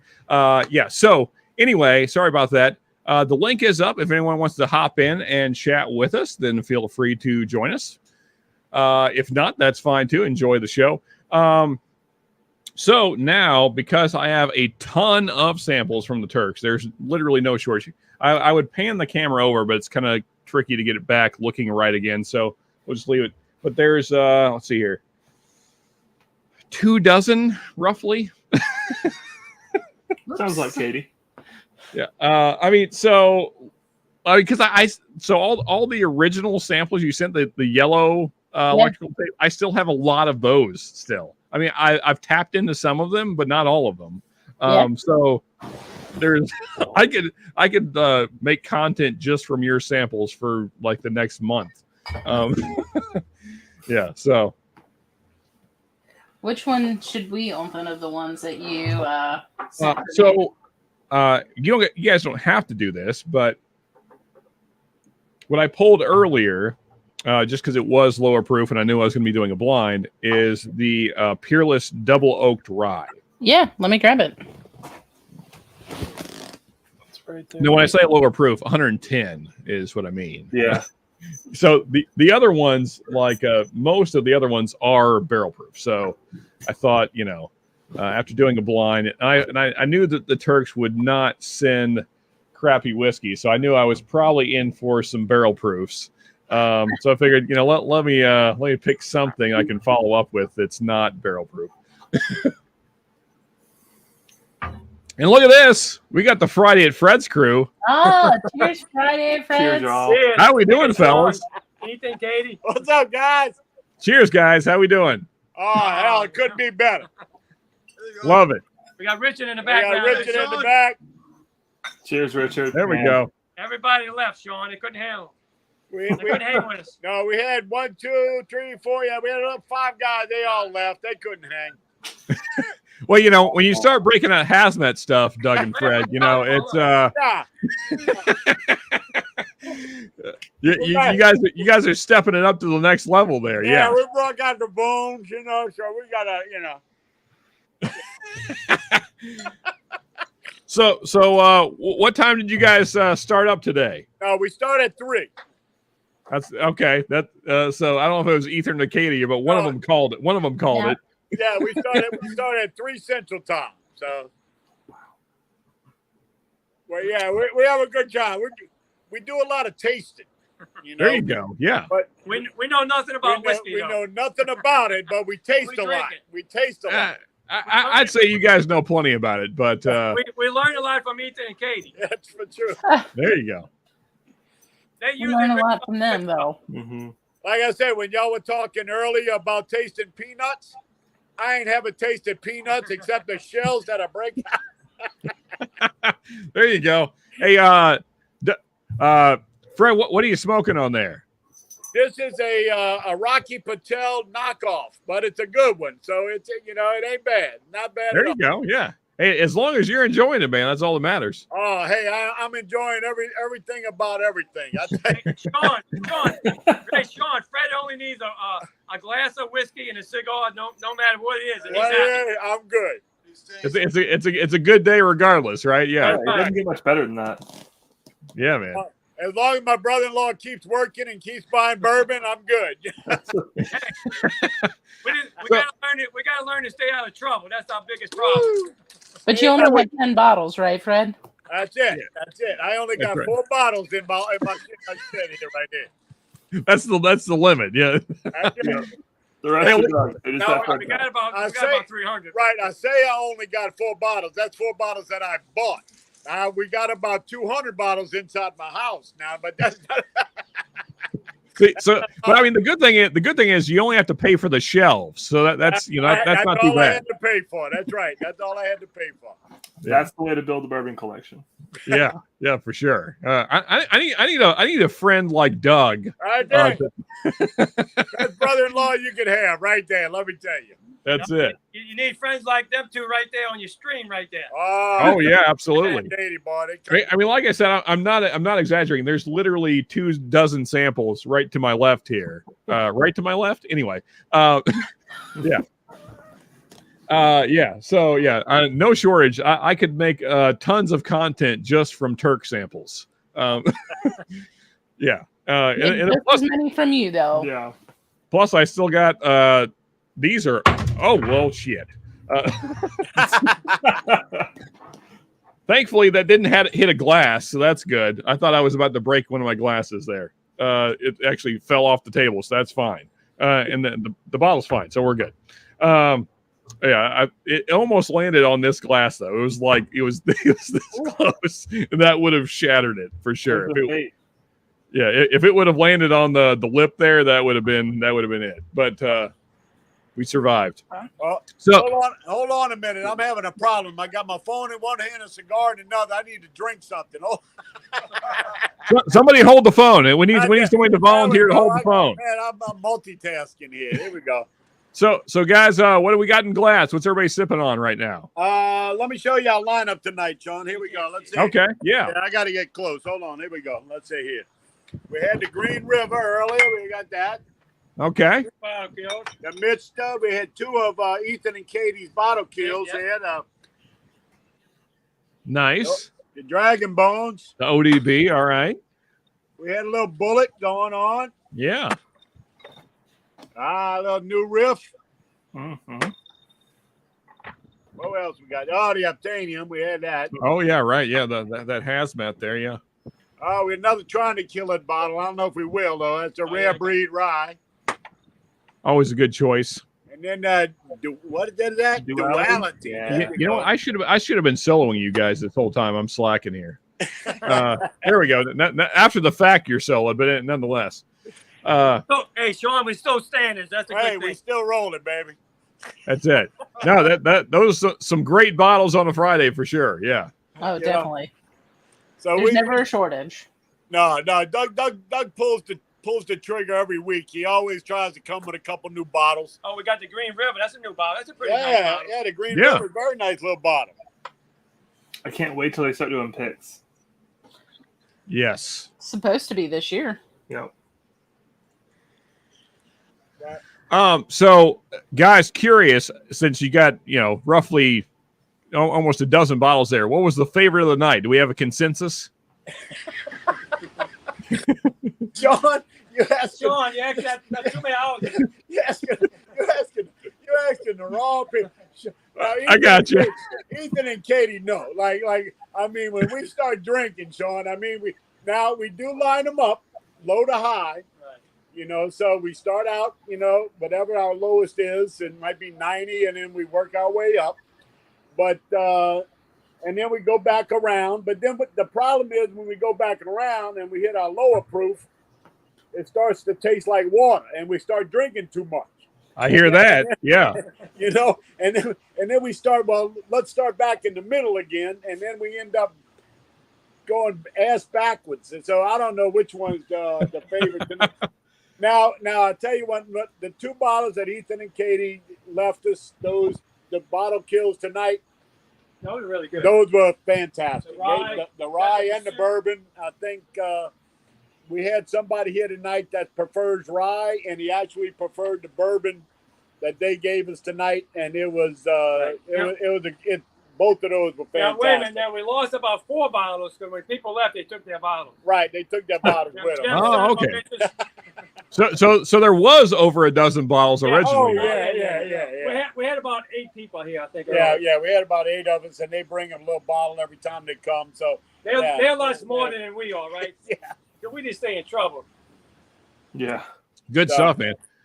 I mean, all we do, Sean, I mean, I don't know if you know, like Ethan and Katie know us, we just sit, drink, smoke cigars, and have a good time. That's all we do. And that's what Friday's all about, as far as I know, right? That's it. I mean, me and Doug look at each other and we try to figure out what y'all do, and we taste it. We say, Doug, what do you taste? What do you say, Doug? I said, it looks like bourbon. And I say, hey, Doug, it sort of tastes like bourbon. And then we say, it must be bourbon. It's got to be bourbon. So we just go to the next one and we try that one. Well, it tastes, it might be a little sweet, but I don't know what sweet means anymore. So, I mean, I always say, Doug and Fred, that, my favorite flavor of whiskey is whiskey flavored whiskey. Whatever it may be, that's my favorite. They always ask me, Fred, what's your favorite bourbon? I said, the one's in my glass right now. That's my favorite. That's it. There you go. But yeah, like I said, we watched the LSU game tonight while we're watching everybody on TV, and the game's over with. LSU won, so hello. Go Tigers. So I know Katie likes that. So Go Tigers. Go Tigers. There you go. So everything's good tonight. So it's ended on a happy note. For sure. Yeah, I saw. So we were at a restaurant earlier when we were having lunch, and I saw a little bit of like the pregame stuff for that. I didn't get to see any of the actual game, but yeah, good to hear Louisiana won. Yeah. Yep. So what do you think of the double oak, Sean? I'm liking it. It's really good. Yeah. Does Peerless do their own stuff? Yeah, it's all their own From stuff. day Okay. one. Never sourced. And everything's at cash strength. We got that. Huh? Yeah. We got that. I guess I don't know what they're talking about. You're talking about the Woodford double oak? So Ethan and Katie, they sent me a sample of the Peerless Double Oak Rye. Peerless double oak. Whoa, okay. Yeah, I ain't saying that. Yeah. This is one of the most interesting noses. Like it's the most like true wood note I think I've ever smelled on a whiskey. Like it's almost like I'm smelling like a fresh cut piece of wood, and not like in a bad way. Like it's a pleasant nose.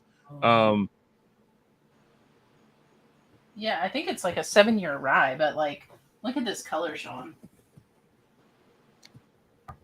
Let me solo here. Good Lord, that is dark. That is like Texas dark. Yeah, that is. That is dark. So Yeah. they use Kelvin barrels. So those Kelvin barrels, man, they'll do crazy stuff to whiskey. It's part of the reason Peerless is so good. What kind of barrels, Ethan? Kelvin. What does that mean?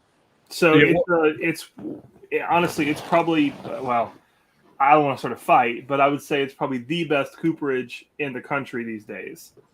Oh, so it's just somebody that makes barrels. Yep. Yeah, but they do things differently somehow. They have a different flavor that they use. There's something different. So are they drying their wood longer? Like, are they seasoning it longer? They season it outside for I think a minimum of like 18 months or something like that. So I like think Peerless is longer. I think Kelvin is a minimum of 18, but I think Peerless is a minimum of 24.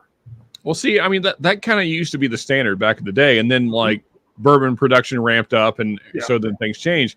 But like when you don't season your wood right, you get a lot of youthful oak notes. You get that sour oak, and so then it takes a while for that to work out of the whiskey. And that's why young whiskey tastes sour, because you didn't season your wood right. Like if you just start with good wood to begin with, that's what she said. Then just keep it nutty. It's fun. Then you don't have these problems. But yeah, I mean, because and I understand, like, the production level is so high now that you can't wait for wood to sit out for 2 years roughly before you're starting to make it into barrels. But it makes for a much better end product for sure. It does. Yeah. And so like Foregate, right? Foregate and Nashville Barrel Company, all they use is Kelvin barrels. And in my opinion, it shows in the final product. Like, whether or not Kelvin Foregate's worth $200 a bottle varies, right? Some bottles yes, some no, but they are doing crazy things with 7 to 10 year whiskey that other people are not. Yeah, and I would say it's because of Kelvin. Yeah, man, you gotta get all those like it's the sap and stuff in the wood, like that has to like dry out, and you got to get the moisture out, or else it just it's not the same thing. And all the wood sugars. Yeah, so Jigs wore this just for you, honestly. No, so I wore this like 20 minutes on Wednesday when I did the live review, and I was like, yeah, this shirt's not dirty at all. I mean, I wore it 20 minutes, so I'm like, I'm gonna throw it right back on, because like I'm weird. So if I wear anything one time, I put it in like a different category in the closet. It can't be in the clean section. So. So, like, there's a section of shirts I've worn not enough to be dirty, but not enough, more than they're not clean either. So, like, they're in this separate thing because I'm a weirdo.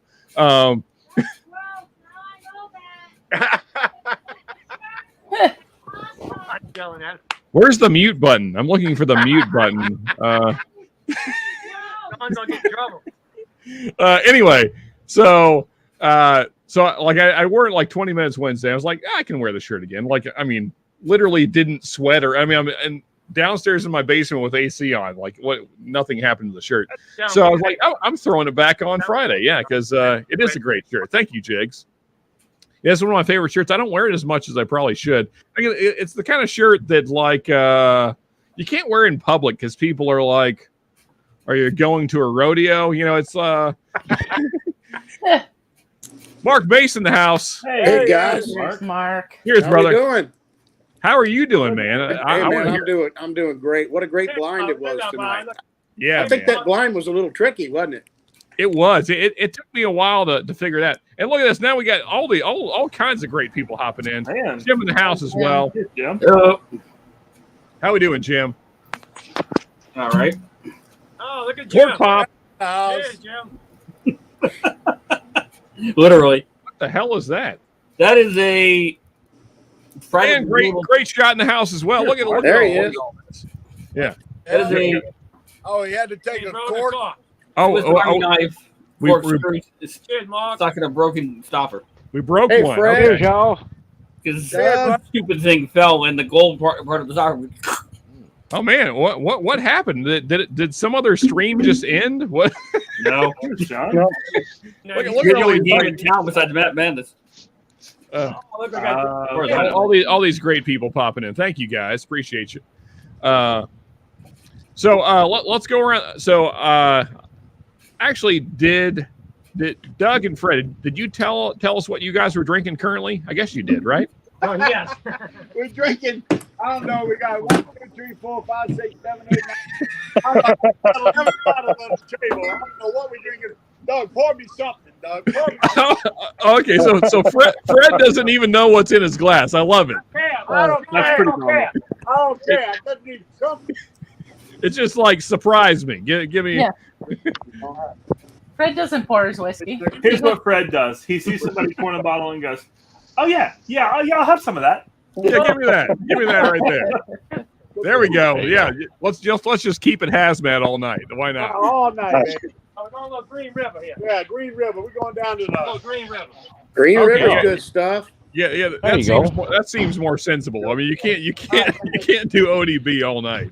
Good old Kentucky whiskey there. They'll be thinking about it, baby. Yeah. How's that? Hell, it took me about 10 minutes to get the bands off this damn cigars. I probably paid more for the band. I hope it's damn good. Jiminy Christmas. So That's that May, band May, that- Very that funny goes the whole cigar. What's that, Oh. brother? what was That's that, Fred? band that goes down the whole cigar. Yeah, man. I mean, you can't even see it. You can't even see what the cigar is, so it's like Christmas. It's a big surprise, you know. Yeah. This one's not bad. It's got, decent amount of it. Alec Bradley. Yeah. Yeah, There you yeah. go. Yeah. Ain't nothing the matter with Alec Bradley, man. Prenensto or something like that. Yeah, the Prensado, man, I love those sticks, Mark. That's Prensado. so good. That's not bad. AZ saying he might have found that shirt after a fire. Oh. Hey, cheers, AZ. Good to see you, brother. And if you haven't seen it yet, here's you a good thing to do with your old smoke wagon bottles. Yeah, man, that's freaking awesome, Mark. I love that. That's great. Yeah, cool. Smash it down into an ashtray. So, guys, let me go around the horn here. So Oh, Mace, I got one, too. you were the first to pop on. So what do you got in the glass, man? Right now, I'm drinking that Lost Monarch. Okay, yeah, always a good pour. Yeah. Oh, yeah. And I don't want to bring the stream down or anything like. But how's the sister-in-law doing? You know, after she got home for a day, she laid around for a day. It didn't look like it was going as well as it should. Next day, she was up and around. We were moving. By the second day, she was cooking for herself. So I was like, okay, I'm getting the hell out of here. Back to whiskey, man. Awesome. There you go. Awesome. That's great to hear. Come on. Yeah, Good so news. worked out good. She had a stent put in. That she was having some blockage, and they had another stent put in. She's got 3. This is number 4. Jeez. Oh, dang. Okay. Oh, wow. That makes a world of difference, man. You get the heart Yeah. moving right, and then Yep. yeah. So, I was appreciative of all you guys. I appreciate your thoughts and prayers. Thank you so much for it. It was a little touch and go there for a couple of days. They weren't telling us much. They just weren't. I don't know that a couple of days there, they just weren't saying much. I'm like, well, shit, that's not good, man. Yeah, that means they don't know what the hell's going on. Yeah. Yeah. They're figuring it out, exactly. Yeah, I know everything you're going through, Mark. I had 3 stents put in, and they all closed up on me. So Open heart surgery. I had to go back in, had another heart attack, and they had to just bust me open and do the old bypass, and took care of that problem. And Yeah, that was yeah, 20 yeah. years. Anything, hey, man. Anything with the heart is nothing to jack with. It's just you just can't jack with it. It could be anything. So, Dangerous as hell. yeah. Yeah, my dad's had 3 heart attacks so far. Well, so fun And still fact, with us, though. I might be getting my first stint here in a couple months. I have yet to hear, but we'll see what happens. But it's all right. Hopefully they do it right and everything goes well. But Yeah. They do have complications with them, as Fred just described. They do. also, folks, take care of your bodies. Yeah. I didn't at all, but somebody else probably should. Anyway, glad to hear it, Mark. That's great news. And now also, Fred, I understand why you drink ODB like all night long because man. I don't know how many more days I can drink this shit, so I'm going to drink it. Okay, here we go. Yeah. Fred's trying to preserve himself. So we didn't have a picture for a second. I wasn't sure what was coming up here, but now we have a picture. So now we have Bourbon all the way from Mexico. Hey, man. What is Bourbon. up? Hey, Cheers, brother. brother. Cheers, Good to see you, Ben. Yeah, I don't know how much noise there is here. It's probably pretty loud. It's not too bad. Yeah, it's not bad. It's all right. Looks like a cool setting, man. I like the lighting going on. Yeah. We all fire going on here. Yeah, we the darkest one here, Doug. We got Lights on. ain't got no lights on. A beach s'mores party going. Awesome, man. Okay. Cool. Yeah. Nice, man. What? Here's my empty. Wonderful. Sounds like a hell of a lot more fun than I'm having in this garage just yet. I need to get a couple of drinks in. I Get a couple of drinks in me. I'll be the life of the party here. We'll get going. I got to ask though, Ben. What are the drinks like down there? As far as whiskey, awful. As far as as far as margaritas and stuff, I don't know. I can't seem to drink them fast enough to get drunk. I've been trying. I hear you. I hear you. Try harder. It's hard for Ben. It's hard for a pro, man. It's tough for pros. It's hard for pros. We have to try harder than most people. Yeah, that's a fact. Hang on, I'll take you guys to the bar. There we go. Yeah. So Ben, we were down in last June. We were down in Mexico, and the best thing I could find was Wild Turkey 101. At least you found that. I would punch it in the face for Wild Turkey 101. I'm telling you, man. Believe me, I had to search for that. I did some searching to find a 101. Yeah, hard times down there in Mexico. Pray for our Mexican fellows. They can't get good whiskey down there. It's a damn shame. It is just that. Worse than the Canadians. For sure. You hush your mouth about Canadian whiskey. No, I mean the Canadians getting good whiskey. Yeah, they just don't share. I've been Well, they keep all the good shit up there. my whole life. Recently started learning to enjoy it. Hey, that's awesome, Jeff. What do we got here, Ben? Let me solo you here for half a second. Not Bob. Hang on, I'll give you a close up. Yeah, just don't get shot. So I saw Jameson. I couldn't really pick out anything else. I mean, I don't Like Bullet. Okay, White Label, Black Label. old number 7. Yep. Yeah, Jameson. looks like a Pendleton. And then like a bunch of shit Bottom bottom scotches. Johnny Walker Red and Black. Oh, that's good old Chivas Regal. That's what I'm gonna go with. Chivas Regal. When in Rome, Ben, drink tequila down there. Yeah, put some milk and sugar in that shit. You might like it. Canadian Club. There you go. All right, what should I order? I don't know. Can give me a shot of the bar again? I'm gonna get mugged pretty soon.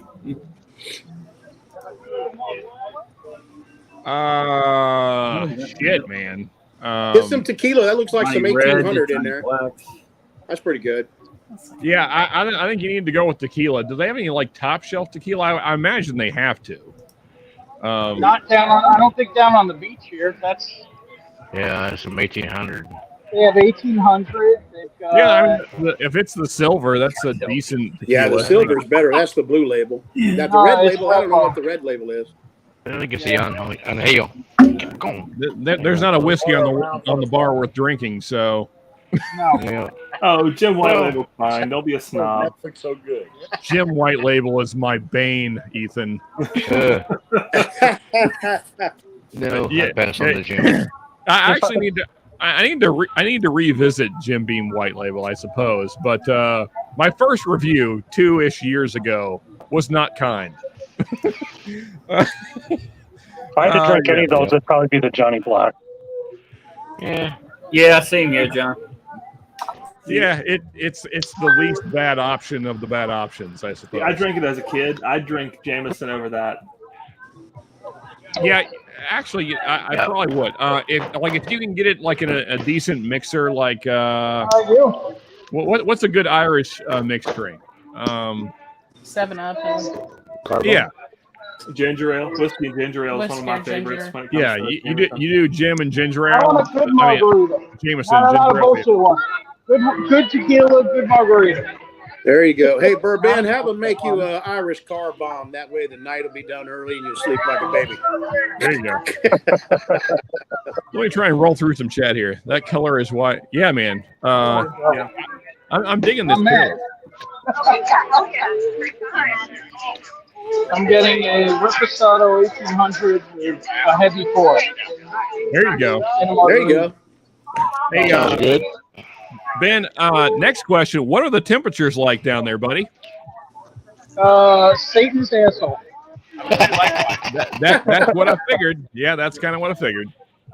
It's a little humid, is it? Good. I'm on YouTube. You want to say hi? You're on YouTube? Who am I saying hi to? A bunch of idiots who drink whiskey. Oh. Hello from the bunch of idiots over here. Hello from the bunch of idiots. We're in Wait, I just have a water. All right, so here's what we came up with. All right, let's do it. Let's hear some tasting notes, Ben. Yeah, let's do that. Tastes like salt, tequila, and lime. Who would have guessed? Sounds right. But I'll say I saw at least an ounce and a half of tequila going this month. Okay, well that's decent. Because I walked up and put the money in the tip jar before I asked for it. That's how you do it. Yeah, so that's the only great thing about. Well, okay. let me stop myself. Say hi to everybody. I'm gonna. Hello, everybody. Hey, Bonnie. Bonnie, how we doing? Everybody says, Bonnie, how you doing? I have to say, from seeing Bonnie in previous moments. How you doing? How we doing, folks? Yeah, they thought they were going on vacation, but here we all are. Hey. Yeah. Can't get away from us. You can't get away from us that easily. Yeah. I gotta say, Ben, it looks like Bonnie's having a pretty good time. Yeah, man. Well, that's the idea. Her brother got married. Nice. I'm not sure how that makes her have a good time, but yeah. That's how I ended up down here. All right, fellas. Ben, let me go around the horn here because I haven't got to everybody else that hopped on. What are we drinking, fellas? Great shot. What do you got in the glass, man? Currently it's Redbreast 12. Okay, yeah. Always a good choice. I'm fixing to go to this one. That's fine. There you go. Tumbling That's dice. good stuff too. Yeah, I know. Haven't tried it yet. It's fresh That's crack. the dice, right? Yeah, tumbling dice, 6-year-old single barrel. Yeah, that's good. That's good stuff. Sean, did you even note my name? We got 6. All right. And then this one. Yeah, for the heavy shit. Yeah, man, the 10. Huh? That's the one you want to knock it out of the park right there. Yeah, it's brand new. I just got it today. I have not tried it yet, so I'm kind of looking forward to it. Yeah, there you go. No, so Ben, when you first hopped on, there was no picture. I was like, "Who is this that's trying to join the stream?" I wasn't sure what to expect. Then I saw your face. Did you look at the name? Oh yeah, no, I saw the name, but I still. don't think anybody else has because you have hanging this thing up for the last hour. Oh yeah, okay. Well, I mean, not the last hour, but fair. Okay. He's bad about that, you know. He's very proud of his name. So there we go. Let's Mexi melt. There you go. That'll work. You're wittier than that, Ben. Come on. I give it a 3 out of 10. Keep trying. Oh, that's hilarious. Well, here's the thing. I've just been trying to maintain consciousness. It's been an average of 90 to 95 degrees with a real feel of 100 to 110 and a UV index of 11. That's not a lie. That's not a lie at all. Yeah, it sounds like home. Sounds like Texas. Yeah, it does. I grew up in Louisiana, Ben. You're not telling me anything. I think it was I don't low to understand. mid-90s here today with a humidity around 70 some odd. Yeah, I don't understand why people. I don't understand why people vacation there. It's not a pleasant place to be in the summer. Not in the summer, no. In the winter, sure. Yeah. Oh yeah. It's hot as hell there. Yeah, Mexico in the winter is great. I'm totally petitioning for this place to close from like May to September. Yeah, that's fair. Everybody should just leave. So Ben, as the person that grew up in Florida, it's more like March to September. Yeah, it's awful most of the time.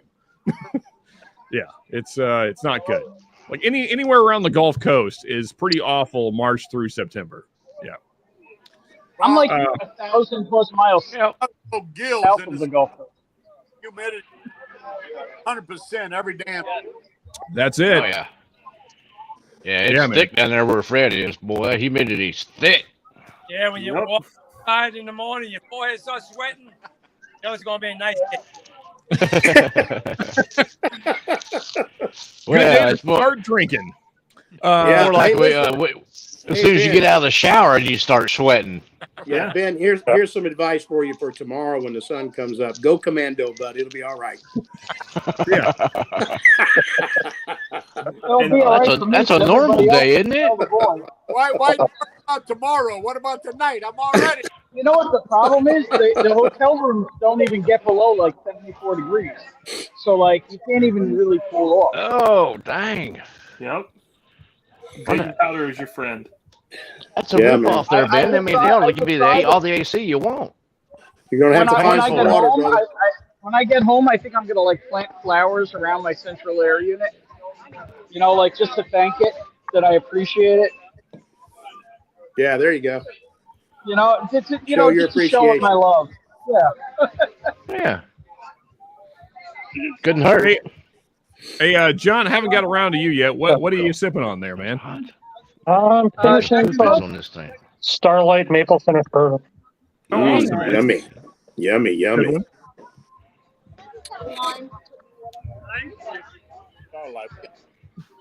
Hey, Jack and Coke never. I'm so far behind, Jigs. I don't understand the reference. What were we talking about 10 minutes ago? The whiskey was on the bar.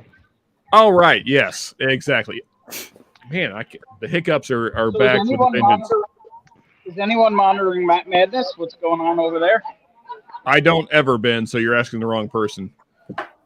I can't be. No idea. I said, is anyone? I mean, haven't peeked at it. Bourbon and ginger. There you go. Hey, if you want to peek at it, hang on. Let's see here. What do we got? Jeff W with LOL. Okay. I'm caught up. How about that? There you go. That's how that works. Yeah. And as I owe hand deliveries to multiple people on stream when I get home, that is becoming priority. There we go. Yeah, no worries. All this goddamn travel will be over. I mean, I know I'm on screen with two people who do nothing but travel, but travel's great, man. You're looking at it the wrong way. Yeah. This is all right. You know what? I just picked up a bottle for this guy today. Yeah, you did. Again, thank you, Mark. So, what was it? It was Dusty Rebecca Creek. The Rebecca Creek Double Oak. Yeah, there you go. The Spanish Hey, Oak. I actually got a question. Yeah. Did anybody pick up the Found North PX cast? People, but three people are smoking cigars, so that's a good percentage. If you didn't, Shared Force still has some. Really? Yeah. Last I looked. So Jigs is watching that, Manus. He said they're only halfway through, whatever that means. Oh, wow. Yeah, it takes a while. I got all my money on Jason C. I think he takes it all. I'm with you. I would like to see that. I mean, to me, Jason is like the standard on Whiskey Tube. Like as far as like real, informative, like well thought out reviews, Jason is like the guy. Yep. So yeah, he's got a pretty good palate too. Yeah, no doubt. So obviously, I'm not going to go while the Turks are doing the fundraiser tomorrow, but there is a chance of an after party. Okay, fair enough. I'm going to be doing my Mash and Metal thing, but I'm not going to do that either. You're going to do the Mash and Metal thing during a fundraiser?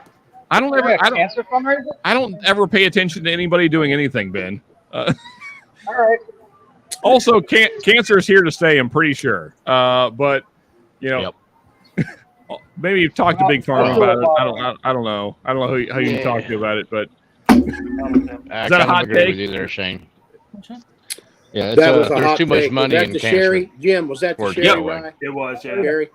In the pitch. That shit's good, man. What was that, Sagamore? Yep.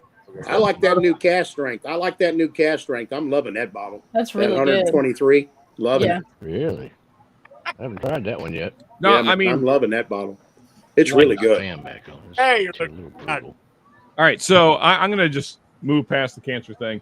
I probably should. Yeah. Okay. I'm good. Where should we go? I have a ton of Turk samples. So where should I go? I'm just gonna grab blindly. I'm just gonna blindly grab. There you go. Do that.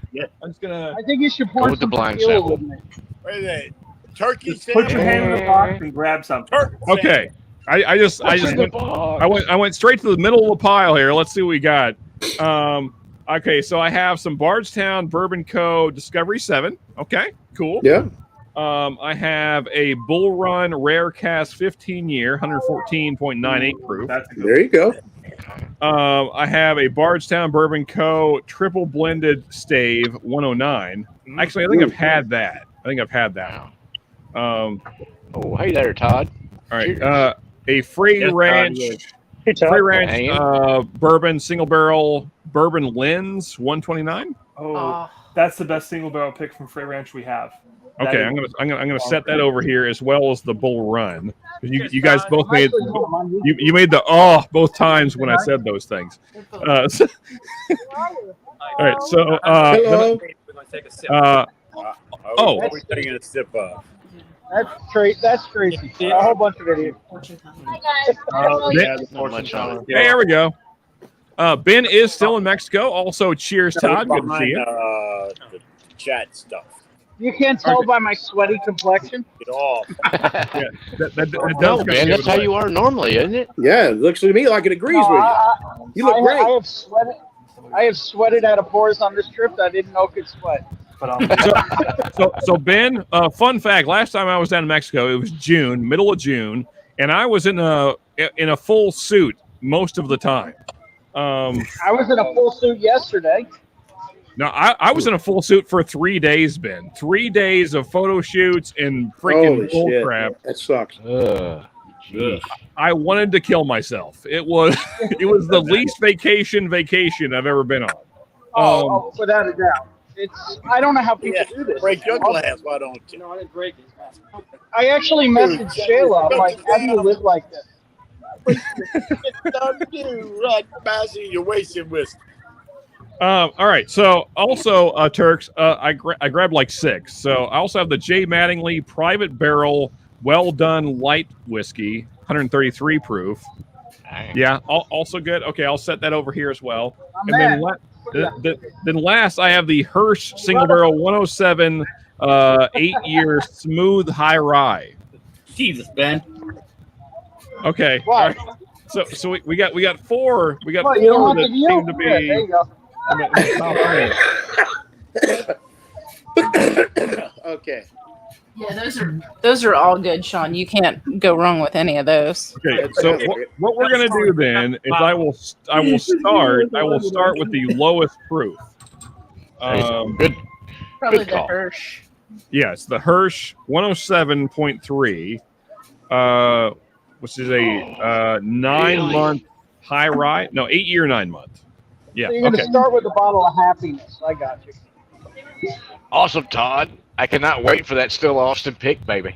Yeah, I'm So all looking over forward to it. I'm down all for 2 over for it. sure. All right, At John, least we're that. breaking out- we're breaking Probably to out a start new with. bottle. You know, I Oh, make it a that's few more after fantastic, that. man. I'll be all over it. That's not what I was trying to do. Look at that fine looking fella right there. My bad, Mark. That I was trying to do something else. I Yeah, clicked well, on your we're breaking out thing. a new bottle tonight, so we're going for this one right Yep. here. Read that Oh, yeah. comment there. Here we go. Here's what I'm trying to do. I'm trying to solo these guys. There you go. There Look we at go. about that's something Oh, DJ there you Katie go. right there, the fortune teller. Oh, awesome. Yeah. Oh yeah, man. That's a good looking bottle. Good There's a great stuff. bottle right there. Now while I'm on here, Katie, I'm out of coffee. You Oh need more shit, that's coffee? so good. I'll roast y'all some more. I'm out of coffee. I'll tell you, that stuff was delicious. All right. Wait, so Katie, you roast coffee? I didn't know this. Do everything. Ah, look, they don't roast coffee. They make coffee. Look, it is unbelievable. Yeah, Really? It was a birthday present from Ethan. I'd always wanted to like roast coffee, so we've gotten into it pretty much for the last couple months now. Okay, That's cool. awesome. Very cool. Fred definitely loves it. That's for sure. Well, I tell you, it's a good. I love it. I went out. I had to like stop drinking it for a while because I liked it so much. I wanted it to last longer. Hear that? Okay. John, they just started playing music. Should I jump off? I don't want you to get a copyright strike. I don't know if it's coming through. I can't hear it. I mean, Can't there's even hear it, Ben. there's background noise, but I can't really tell what it is. Okay. Yeah. Here's what I'll do. Here's what I'll do. I will turn your mic down. Oh, well, you muted yourself, so I can't. Hey Ben, I'll start singing, and that way you know. Doodly doo, doodly doo. You don't want that. Holy crap. All right. So Ben, scale of 1 to 10, how much are you enjoying your vacation? Wow.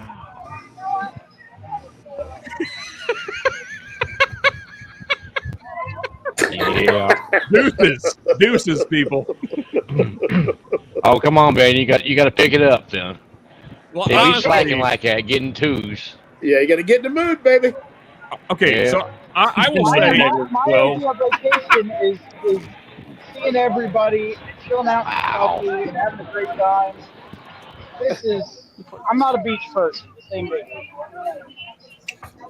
I am with you, Ben. I'm with you on that, man. I am not a beach person either. I like drinking in Walmart parking lots. Negative 12, yeah, for sure, Todd. Negative 12 is the right score. I mean, so as a person that's been to Mexico 3 times during the summertime, I don't know, man. Like, I really don't like even spring break time. So the first time we went to Mexico was like April-ish, that's pretty much like spring break-ish time. Even still, it's really freaking hot and humid in Mexico that time of year. And we went to Cancun, which is where everybody goes. And I don't get it. Like, I mean, I guess if like you're really drunk and naked, then it's probably pretty good. But like if you have clothes on at all and you're sober, it's pretty awful. Yeah, my best advice is you hang by the pool, Ben. Get you a few of them slip and go naked cocktail drinks. Just stay in the pool naked, baby. Just do it. I know.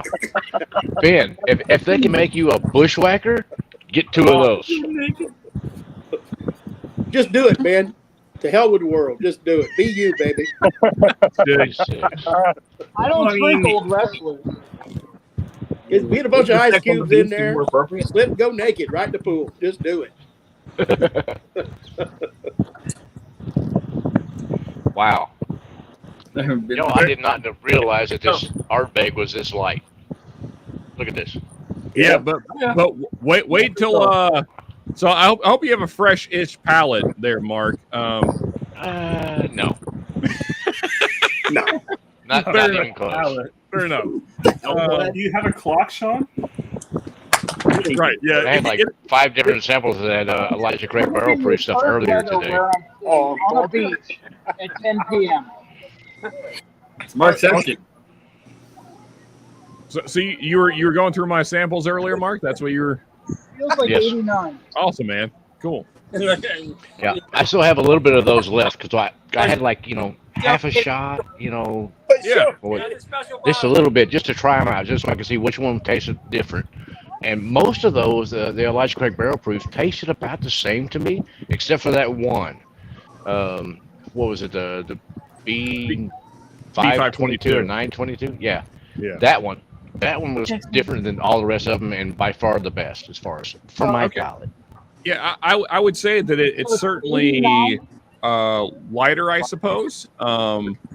Little brighter to me than some of the other ECBPs. I got more of a like chocolate orange and like maybe tangerine kind of note out of that one, and it wasn't as ethanol in your face as a few of the other ones.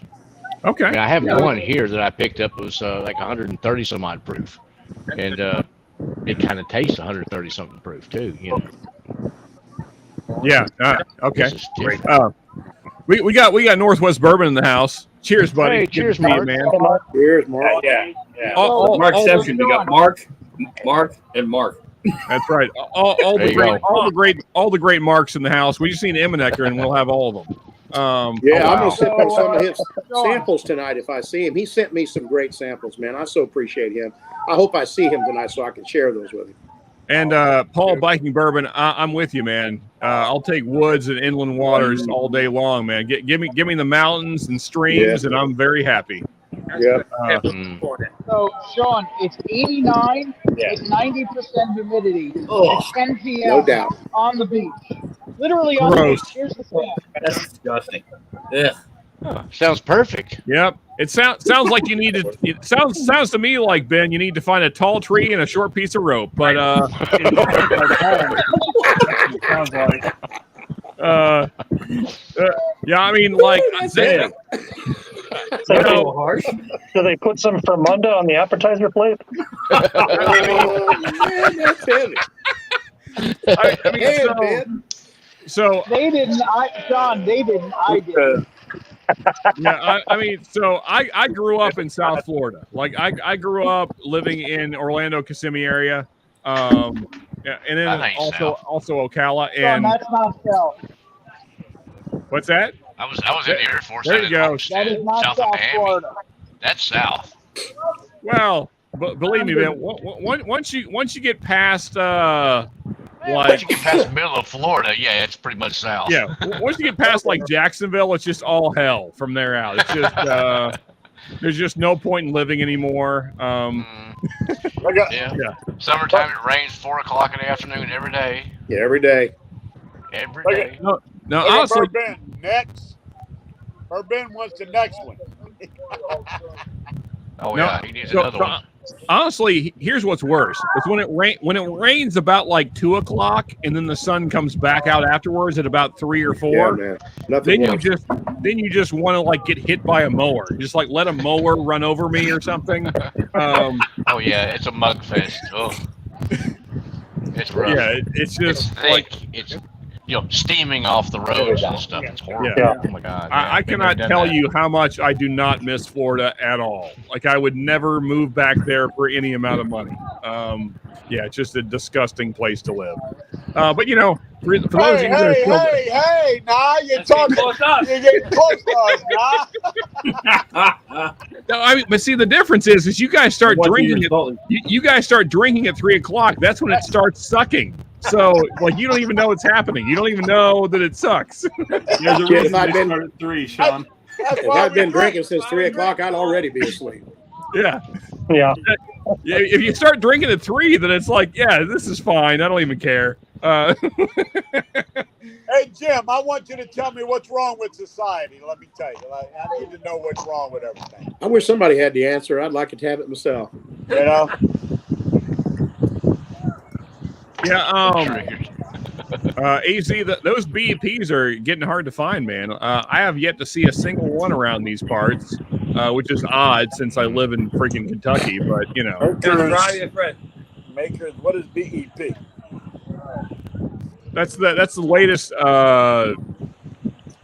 What's special release? I guess is the right word for makers. Yeah, the wood finishing series. Yeah.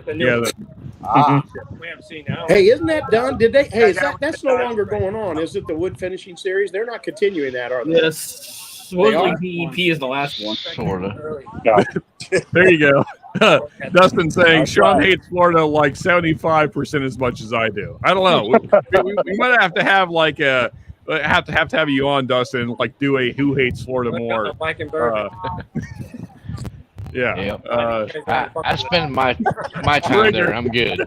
Trigger. I've enjoyed all I can take. Doug. Yeah, I can't do Florida anymore. Like we visit like once a year because family's down there, but that's it. That's the extent of my Florida time. I wouldn't mind going to like say Destin for like a week, and then I'm good. Destin's nice. It's far enough north, and you get the like for some reason you get a drier breeze there than you do farther down the peninsula. Destin, right? Yeah, just come back Just from came Destin. back from Destin, right? Just come back from Destin last week. He was drinking in Destin also. Yeah. We had some good friends in Destin, and we used to visit them quite often. It's not bad there. As long as you go like before April, don't go after April. No. Yeah, but pre-April, not bad. Yeah, I agree there, Mr. Jakes. Cleveland, oof. That's a smelly town right there. It really is. There's even videos on YouTube about Cleveland. I don't think I've ever heard of a destination go to Cleveland. And they saw the bus and like as a jumped on. vacation spot. You know what? I think we need to. I might get a. Has everyone seen the Cleveland Town video? Yeah. Come on down to Cleveland Town, everyone. I think Cleveland is where the assassins meet to plan assassinations. You can buy a house for the price of a VCR. I've driven through Cleveland. There's not much to see. That's true. LeBron James came from there. That happened. I've never been to New York City and have no desire to go there. Well, if you want to talk about a city stinking, New Orleans takes the cake. New Orleans, definitely New Orleans is a smelly little place. New Orleans is a great place. You're not wrong there. I mean, I love New Orleans. But I have definitely had some good fun in New Orleans and eaten some really good food. Yeah, I mean, once you get used to the smell of urine, then then it's not bad. Once you get used to the smell of urine and puke, you're fine. Yeah, man. It's kind of like living next to a dump. After a while, you get used to it, and you're good. Everything else. That's why we don't go to New Orleans. We outside in New Orleans. The one thing I don't like about New Orleans is you have to crawl up a hill to get to water level. We live 10 miles from New Orleans, and I ain't been to New Orleans in 10 fucking years. No lie. You don't need to, Fred. You got the best bar in the county right there. That's right. I'll say parish. Sorry. Well, there you go, Fred. Just over my shoulder. Hey, Fred, Doug, just over my shoulder is downtown Austin, and I haven't been there in like 5 to 10 years. Really? There you go. Yeah. Right. No reason to go. Closest I get is to still Austin. That's about it. That's South Austin. It's not even downtown Austin. Right. Oh, wait a minute. Still Austin. Close enough. There you go. There you go. Jigs, I have to say, as bad as Cleveland is, I think I'm going to take it over Florida. That's just maybe it's a hot take, but I'm taking it over Florida. More power to you, son. You're going to be cool there most of the time. Because I don't mind shooting somebody, but I can't stand humidity. So yeah, there you go. All right, man. That's just, I mean, to each their own, I suppose. So it sounds like you need to go to West Texas, Sean. There you go. If Derek bring your butt down here. You'll be getting offline because you said that out loud. Probably. Like YouTube's probably going to nuke us any second now. Derek, our freaking communist overlords are going to take us down. But anyway, well, shall we just roll past what I just said? As a bald man with a vampire complexion, I feel like our Florida's just dead. Anyway, that's funny, dude. Dead. I'm a ginger, Dustin. I get you. Yeah, for sure. Dylan Robbins, cheers, buddy. Good to see you. Just getting home. How's the live going? As good as it can be. I'd say that.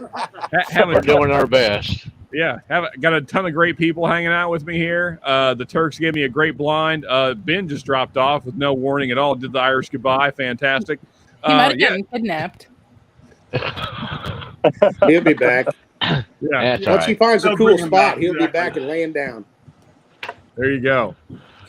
Tony Soprano, how was Florida, Phil? Hot and sticky like my balls. Indeed, Soprano. Yep. Accurate statement right there. There you go. Sticky like my ball. Yep. The mistake by the lake. I think Sean is secretly Ryan Givens. Ryan, I don't know who that person is. Givens. Really? No idea. Clearly, I don't know who that person is, since I can't even say their name. Oh, right. it's the lead character from Justified. TV show Ah, Justified. Oh, okay. Yeah, I'm totally down with that. I mean, that's Way to go, about Jim. right. Yeah. Way to go, Jim. Nope. I have to look it up. Going on. Trivia. You got that the shit one going on, Jimmy. spent with Fred and Billy. Oh, not me. Wag. Oh, They're talking good about it. I mean, Keith. So there we go. Now we're talking. I know we got a few music guys on panel here. Here's the one. So yeah, tomorrow night we're going to be going through like some like legends of rock and well, just kind of music in general. That it died in May. Like I didn't realize till I was looking through it, like how many just legends, absolute legends, died in May. So Bob Marley, Chris Cornell, Dio, Gene Hoglan. Yeah, Hoglan, is that right? No, no. The original guitarist for Slayer. Is it Hoglan? Okay. No idea. Anyway, like just absolute like revolutionary musicians all died in May, and so we're gonna do like that's what tomorrow night's stream will be about. It's just kind of going through some of that fantastic music these people put out. So yeah. Well, Sean, we're way too Right. old for that music. Let me tell you, we're way too old for that. You can't be too old for music. No, I'm too old for whoever you were talking about because. Look, Fred, we You know have Bob Marley. You old? What the hell? Hey, no, Bob Marley. No, I'm talking like Zeppelin and ZZ Top and that. Of course. That was our shit. You know. We had the best music, Exactly. Fred. We had the greatest cars, and we had the greatest gals in the world in our generation. It'll never be There any you better. go. Rock and roll. Cheers to that, baby. It'll never be any better. I think that's a We had it all. Yeah, Mark close. There you go. Like I say, 18 years old and 75. That was the shit.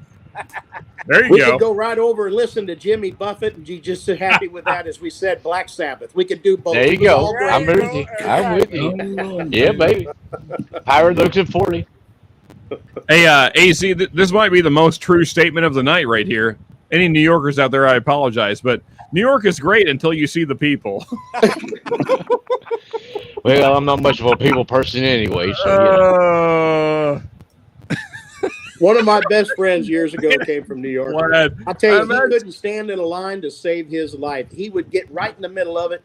We went to a hardware store together one time, and I'm going to tell you, there was like 5 people in line. He stood there for 5 minutes, and he screams out to the teller, "All right, I've had enough of this. Get these people out of the way. I got to get out of here." There you go. I never Yeah. seen anything like it.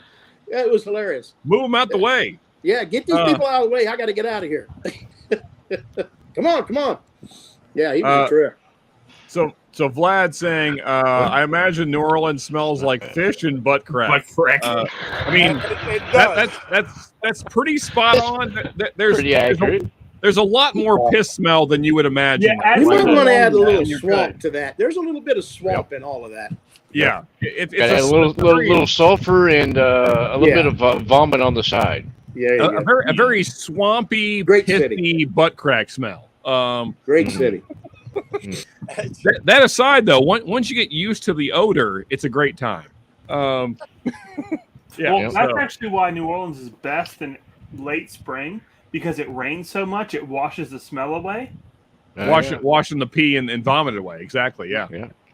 Yeah, swing down there and get you a muffalata and go to what's the coffee place? It's been open for like Cafe Cafe Du Monde. There you go. Yeah, so if you're Get you a hanging out nice down in Cafe if Du you're Monde hanging out down beignets. in the quarter, there's all that. The quarter, I mean, you just Yeah. get used to it. You just get used to Oh it. yeah, Once you're Yeah. there for about 4 hours, you're like, what smell? exactly. I mean, and That's the thing. honestly, like once you get, I mean this very sincerely. Once you get accustomed to the smell, some of my favorite food in the world is in New Orleans. I mean, Oh, me too. just ridiculously good. Love food. it. Love it. Yeah. Like And the hell there's a lot of really good places to eat off of the side. You know, go get away from New Orleans. You got to some of the other places that are away from New Orleans. You got really good food. Yeah, get away from Bourbon Street. Go to some of the smaller establishments that people Friday. tell you about. Yeah, Friday and Friends. That's where y'all got to go to. Friday. Oh yeah. French and Well, they shrimp. got good whiskey, but I don't know about the food. Oh, we got food. yeah. Now. Got some food? now. Oh, all right then. You get me some really good shrimp etouffee or some like really good sausage and red beans and rice, and I am set for life. Like I could eat that every day until I die. and be very happy. Jambalaya, some Come on gumbo. down. Look, we ball up a 2 or 3 sacks of crawfish. Look, we'll be good. Oh, for yeah, it. Don't baby. worry. Oh. So I I talking like my language now. Yeah, I like crawfish. My issue with them is that it takes about 1,000 to fill me up. We hear you. Well, we got 1,000 for you. I'm more of like a prawns guy because I can peel less of those and get full. So, hey, we can throw some shrimp in the Barbie in the pot as well. There you go. Shrimp on the Barbie. There you go. We're going Australian now. I came home today. From the grocery store. This is my shopping, not my wife's shopping. I came home with 3 pork butts, 9 racks of ribs, 2 briskets, and flank steak, and I'm ready for the season. My grill is up. The smoker is clean, and it starts on Sunday morning about 6 a.m. Nice. There you go. Heck yeah. Excellent, Mark. Mark is stocked up for the apocalypse. Yeah, man. Exactly. I got a big family here. There's 33 of us when we all get together. I got 3 houses here where we all live right next door to each other. There's 33 of us when we get together on a Sunday. It's summertime. We do it every Sunday. I cook every Sunday. It's so much fun. Normally, I'm drunk by noon. But it's still fun. You've been cooking for 6 hours by then. It makes sense that you're drunk. Yeah, it makes sense. Yeah. I mean, what else are you going to do while you're cooking other than drink? I'm going to have a drink, of course. So I like beer too in the summertime. I like to drink a little beer once in a while in the summertime. So Jeff W., you asked a question, so I thought I would answer it fully.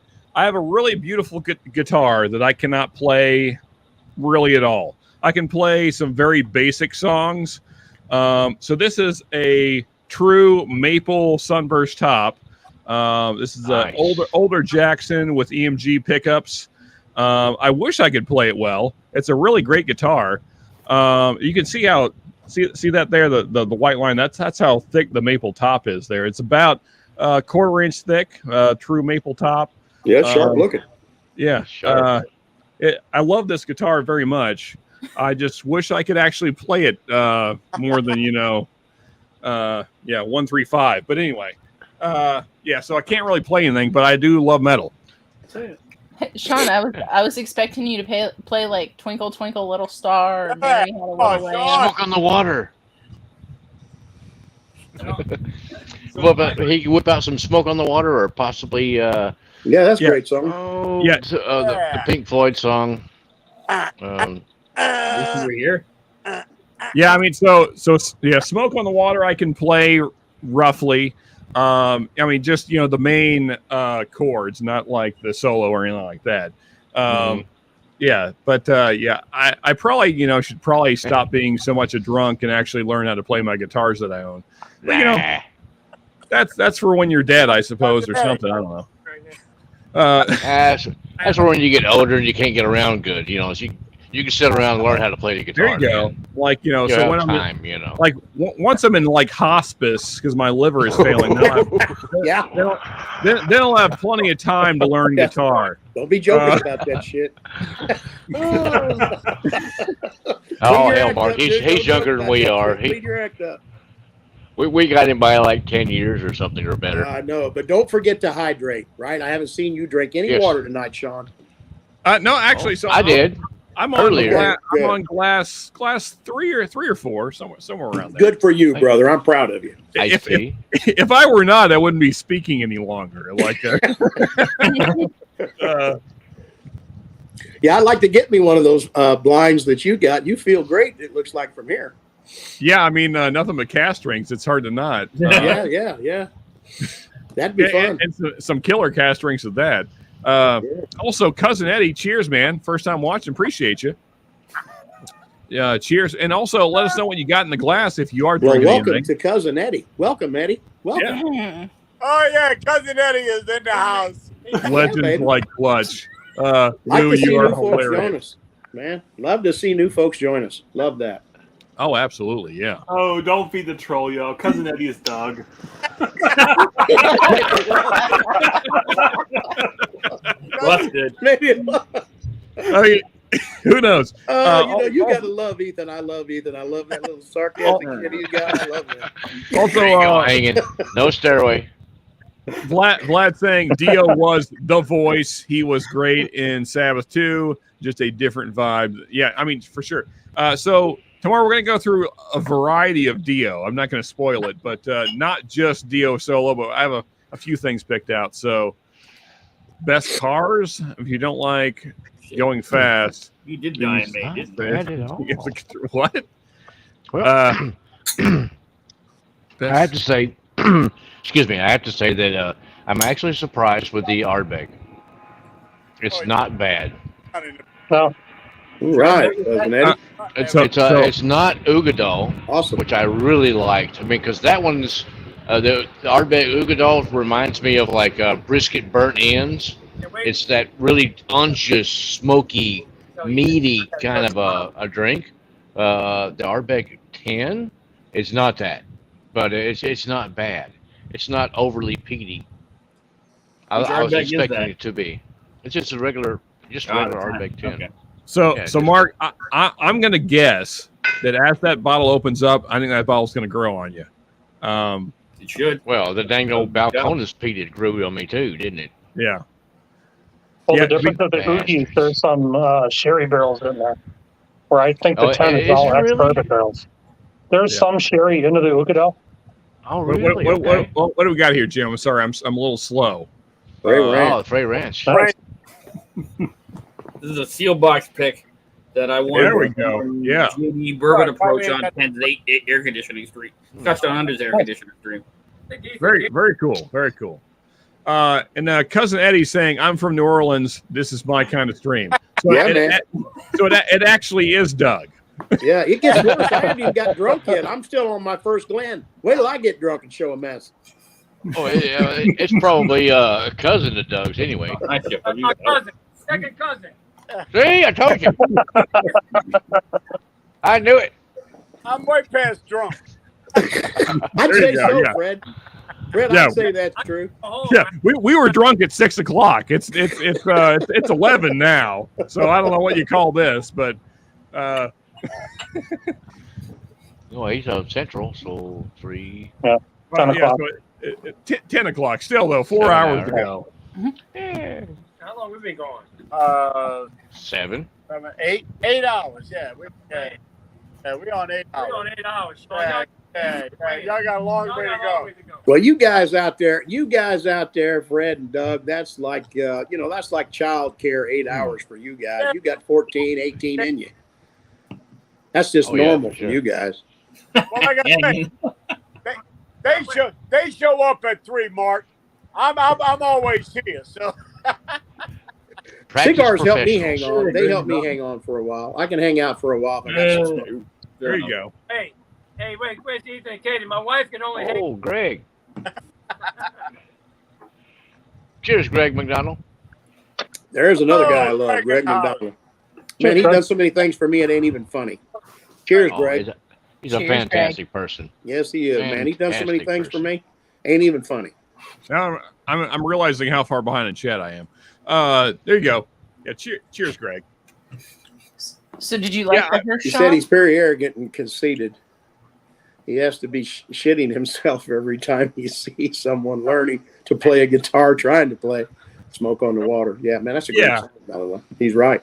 I mean, so like Richie's like a hard musician to like figure out how I feel about them, because on the one hand, super influential, like one of the most important figures in what became metal, but at the same time, kind of a douchebag. Yeah, so I mean, this is the guy who quit Deep Purple, and then like, okay, fine, you went and formed Rainbow, but then you quit Rainbow, and now you're doing medieval lute music. What the fuck? Yeah. Yeah. Okay. Hey, Greg. Yeah, just hush. Greg McDonald. but at the same time, though, I mean, without him like I think like where would metal be without that influence. So so I appreciate him for that part. Yeah, for sure. Hey, Mark, you ever had one of these Monte Cristo Espadas? You ever had one? Very true, boy. No, sir. I'm gonna tell you, you like pepper on your smokes? A little. I don't like too much. Yeah, this thing's a bomb. It's a pepper bomb. I'm not much on the Maduros yet. It's a little heavy for me. Yeah. More this of a thing's about Connecticut 9.5 of pepper. Jesus Christ! That'll keep me up all night with heartburn, I'm sure. Easy. Who's the designated driver over the French? The cops? Yeah, for sure. Yeah, and so my Jackson is before like Fender, like they'd already bought them when mine came out, but it was before Fender just completely ruined the Jackson line. Now they're just total crap, but mine is 5-6 years old, so it actually more than 8 years old now that I'm thinking about it. So it was before Fender just like completely turned them to just total garbage. Now they're just garbage.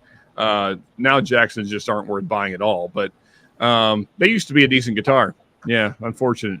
Now they're just like Fender's crappy make money brand. Anyway, no stairway. So look, guys, Friday at Fred's is going to be out of here. Hey, Doug, Fred, thank you so much, guys, for hanging out. Appreciate you. Friday at Fred's. We're going to go to Avery Island and drink something. Well, we're going to drink. He's trying to stay out of trouble. This ain't the truth. But we're going to go try some Tabasco tomorrow. We're heading down to Avery Island. Oh, okay. Nice. Yeah, you guys do. Hey, you guys do that. Bob, John, Jim, Sean, we see y'all, buddy. Cheers, fellas. Appreciate you guys. See y'all, babe. See y'all. All right, Love you. All right. Hopefully they bring some George Dickel. They can fill their own barrel. There you go. Yeah. Yeah, exactly. Friday at Fred's always a good time, man. Always a great time. They are the best people in the. You know who I'm missing is Marty, man. Marty had that going on Friday night, man. I'm missing that. Yep. I'm telling you, man. Yeah. That was a good time. I miss Marty, man. I really do. Yeah, welcome to the weekend. That was a great show, man. Yeah, it was, man. It was great. I only got to do like 2 or 3 of them, and then he hadn't been doing them anymore. He's busy with other things. I get it, but I sure do miss him. He's not as not engaged as he is, but I sure miss the guy. Yeah, Marty's a good one for sure. I try and do those when I can, but with my schedule, it's not often. We live busy lives, don't we, folks? I'm telling you. Occasionally. We do. Just occasionally. That's why I appreciate these times, man. Yeah, me too. Yeah. Friday night. I mean, I work most of the week, right? But if I can climb on, like sometimes it's great to be the boss where I can just screw up and tell them I broke my ankle or something. But last night was one of those nights. I got done about 2:30 in the morning. I'm like, shit, I ain't going nowhere at 7:30. What the hell?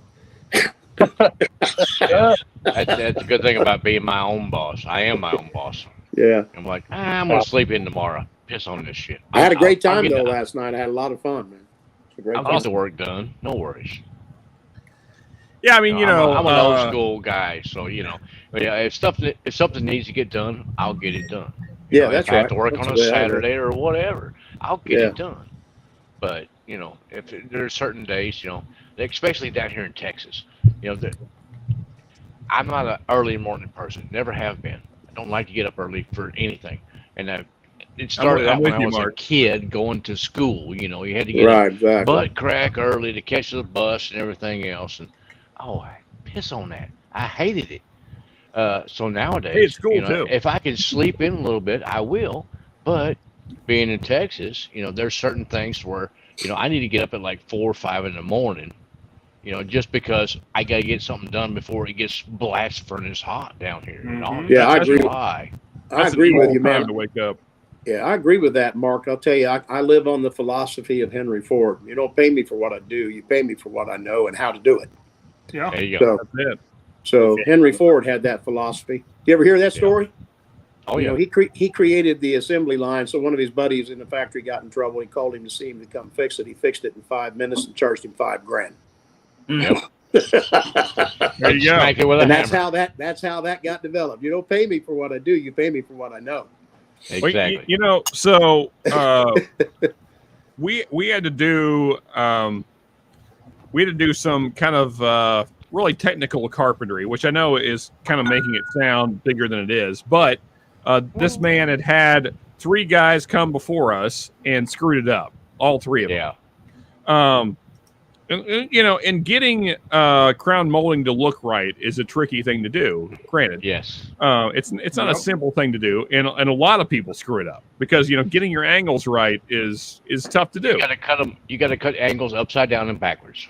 Exactly. And so we came in, and you know, the last guy that did it was close. Like he wasn't terrible, but he didn't quite get it right. And so, and like he had the big crown molding, you know, like the 4-inch stuff. Which, you know, and so on that stuff, you see if there's any imperfections, you see it because you have to be just right, or else it just doesn't work. And so we come in and we do it, and then, you know, Dad gives him the bill, and he's like, "This is more than I expected." And Dad basically said what Mark just said. Well, he's like, "Well, you had 3 guys come before us, and they couldn't do it. We did it." So that's the price. Do you like the product? Do you like the finished product? Yes, sir. Okay, there you go. Yeah, that's exactly right. And then the man was kind of disputing. He was like, "Well, we can get the other guys to come back here. I can pull this down. You can have them come back, and there you go. Have that again." Exactly. It's like, it took you 4 contractors to get this done. You had to pay us what we're asking because we did the difficult work, or we'll take it down. And you can keep working. Yeah, if you want the last thing that you had us take down, then you can have that back. Exactly. We can put that back up if you want. So many penny pinching assholes these days.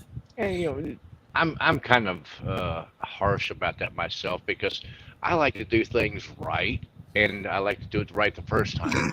You know, I'm not the one to charge the most money for that kind of thing, but I'm going to do it right regardless. You know, if you're going to pay me like $25 an hour versus $35 an hour, I'm still going to do it right. I don't care. It's going to be right when I get done. Well, Mark, so I should note that we were high for this area, but that's not really saying a lot. I understand. We live in the middle of nowhere, Kentucky. Yeah, I know. So, like, you know, any price is shocking to these folks because, like, I get it. And you know, they had a bunch of guys that are like just fresh off of meth doing it the last time. So I get that. There's way too much of that going around today. It's rough. So, I won't lie to you. Over my 45 years in my career, I've seen the work ethic drop more in the last 10 years than I've seen in the first 40. It's just declined a lot. I'm feeling it. A lot of businesses are feeling it. I'm feeling it as well. I see it, Mark. Like, honestly, I'm learning to do more than I ever thought I would do around the house because I'm seeing the same thing. And so it's like, why would I have a contractor come in and do a half-assed job? I can do a half-assed job myself and do it a lot cheaper. And my half-assed job is better than their half-assed job. So listen, that makes sense. And on one side, that's a shame. On the other side, it's just what it is, and we have to do that. But it's a shame to see that. I mean, a big thing nowadays is a lot of people have the belief that they can't do anything. You know, and I've always been of the belief that there's nothing that I cannot do. It's a lack of confidence. You know, and nowadays it's even more so because you have Google. You can go, how do I do this? And you know, YouTube. Google, they'll pull it up YouTube, and you go, okay, well, that's how you do it. That's how you change your brakes on your car, the specific car you have, or whatever. You know, or you know, molding, right? The spinning circle, crown molding, build some shelves, you know, some whiskey shelves behind you or something like that. You know, all that stuff is on Google nowadays. So if you want to learn how to do something, you can find out how. There he is. Hey, Shredwood. There's hey, Mark. I agree with you. Mark, how many kids that play video games that never watch their dad? I got that going on right now. My grandson lives with us. He's 19 years old. He's been in college the last 2 years. He's now come to Indiana to finish his schooling. He's going to go over to Purdue. And, you know, I introduced him to a weed eater. He'd never touched one. Never touched one. He doesn't know what it is. You don't know how to turn it on. You don't know how to put the battery in. I said, well, wait a minute, and I'm going to introduce you to a mower too, because you talking I about mow battery? acres some out here. You're going to learn to mow, learn to weed eat. It's a great job. Well, guys, I have to interrupt. Since Shred is here, I was going to wait till tomorrow night for this because I figured he'd be on tomorrow night. But maybe I spoke too soon. He's trying. Internet drops him off. YouTube didn't like Shred. Well, if he pops back, then I'm going to pop open this C920. Nice. That's a great bottle. I remember having it. It's delicious. Yeah, so this is only the second one I've ever had. I had one back in, when it came out. But this was before I had a channel, so I wasn't really saving bottles. I got this about 6 months before I started the channel. And so I kind of went through it because I really enjoyed it, as most people did. Oh, here we go. We got a new Shred now. Damn it! There he is. Got a little connection problems here, man. God damn. No problem, man. Hey, man, you're here. It's all good. You're here. Yeah. So there we go. Some stag, dude. Finishing off the 9. I can't bring myself finish off the bottles. I never find them. It's raining, man. So here, yeah, man. Soldier down right there. Right there, Soldier baby. down. Number 9. Come in. Yeah. So Shred sent me a bunch of stag samples. So here's the plan. Just spoiler alert, I suppose. I'm gonna send him. So Shred, do you have any more of the C920 left? I do not. I finished off I had 2 bottles. Sent you the one. Finish off the one I had, man. Okay, so I'm going to send you some of this back because I mean it's one of the best batches that I own. Absolutely, man. If you really want to open that, Sean, I got a bottle of it. Oh yeah, no, I'm going to pour some here in just a second. So here's the plan. So Shred sent me some excellent stag batches.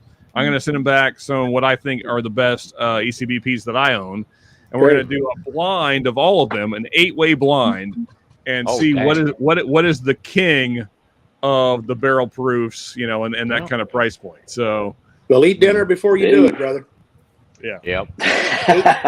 Well, have some dinner, man. Personally, I've never tried any stag whatsoever, so I don't know. I've actually only had them at bars, so I've never owned a bottle. Because here in Kentucky, you'd think we'd see them all the time, but no, we never see them unless you want to pay $300 a bottle, which I don't. No. So never paid over not worth that. $75, man. There you go. $65 for the one I have. Perfect. But thanks to Shred and doing some trading, I now have in my possession another C920, one of my favorite batches of all time. So I can remember the time. I can remember the date almost when I had my first taste of that, the 920.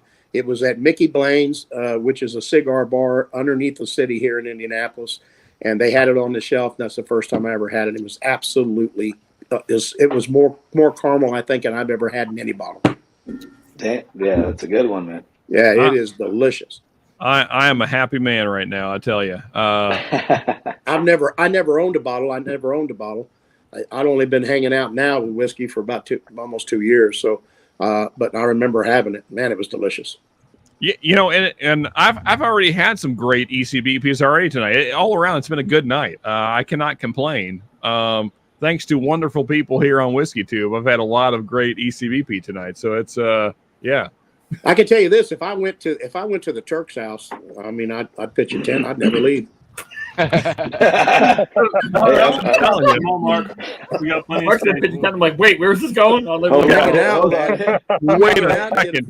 I mean, not only do they have great whiskey, great palates, they're fine people. Besides that, like, I'm not leaving. It don't get any better than this, man.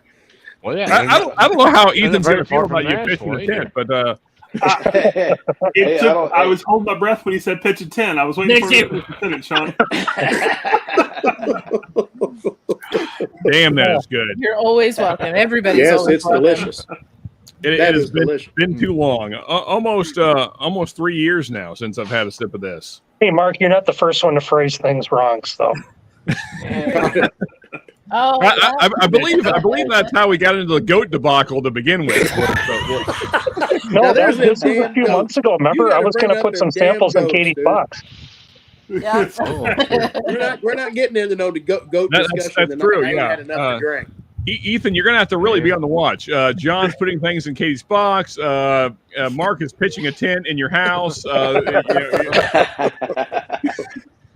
Vlad knows what's up, dude. Oh my! Here we go. I got it. Hell yeah! I'll be right man. back. Look at that, man. I'll be right back. I got to talk to a man about a horse. I'll be right back. Yeah, there you go. You know, Mark, I might have to have that same conversation here soon. I never say that, Mark. I'm Irish. I have to see a man about a pony. Just saw him last night. Oh, Vlad. I thought it was a goat. Yeah, saw him last night. Right. Maybe it's a man. goat.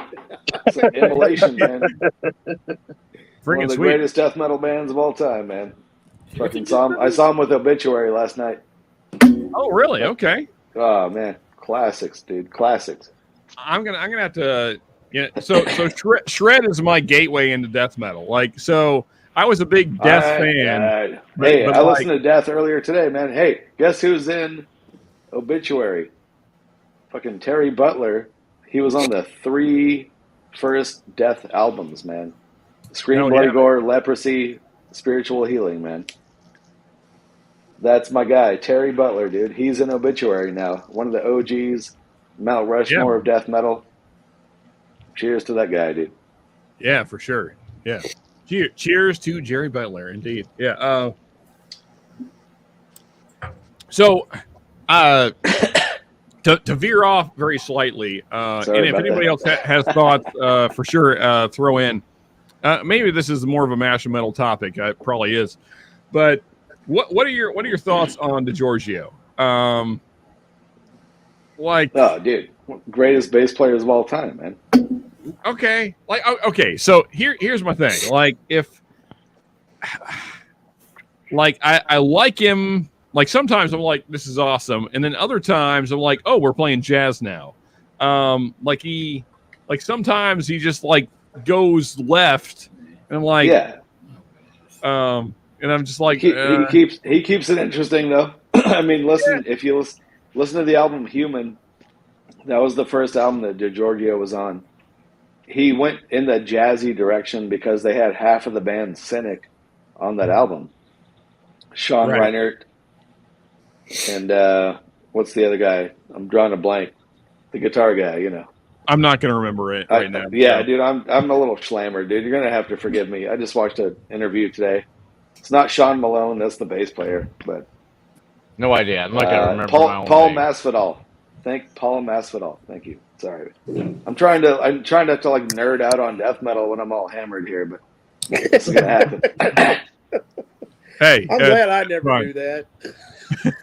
I mean, dude, dude, Merciful Fate, King Diamond, all the way, dude. Every single day, dude. Again, like we probably need to talk about more tomorrow night. But do you ever like recheck out Hath? I have. I've listened to them a couple of times, man. Good stuff, man. Good stuff. Yeah, man. That album, man, I just freaking love it. Yeah.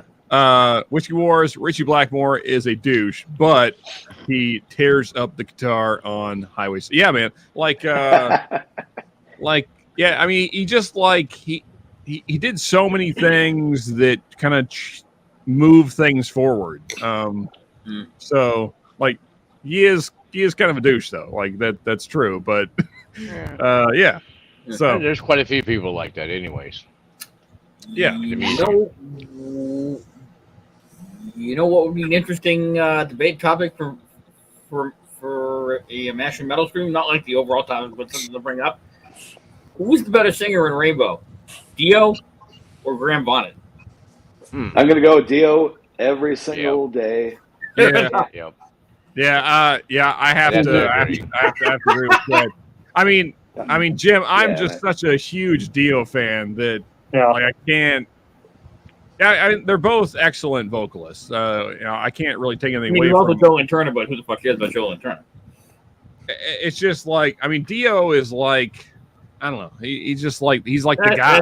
He's like the fucking guy. Yeah, he's just. Hey, this might be a controversial take. I might have covered this already, but Sabbath with Ozzy is the only true Sabbath.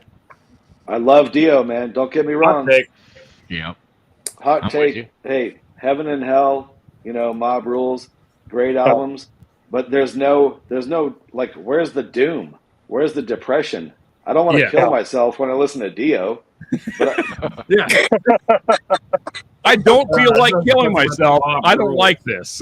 Yeah, like I want Black Sabbath. I want them to be depressing. That is the OGs of metal. They invented the shit. They invented doom. Tony Iommi had the riffs, dude. Drywall still. So So that's the worst. As much as I love Dio, I have to agree with Shred on this. Ozzy is Sabbath. Ozzy, man. Ozzy Sabbath. That's it, man. I love Dio too, man. Come on, but dude, Ozzy. And again, spoiler, but there will be a Heaven and Hell song on the list tomorrow night since we are celebrating Dio. But that said, still, like Ozzy Sabbath, like it just is. That's the guy, man, dude. Oh yeah. You can't get around it. Oh, by the way, Jim, see this? Mm-hmm. Thank you, you bastard. Now I'm hooked on this Scotch crap with the peated. You bastard.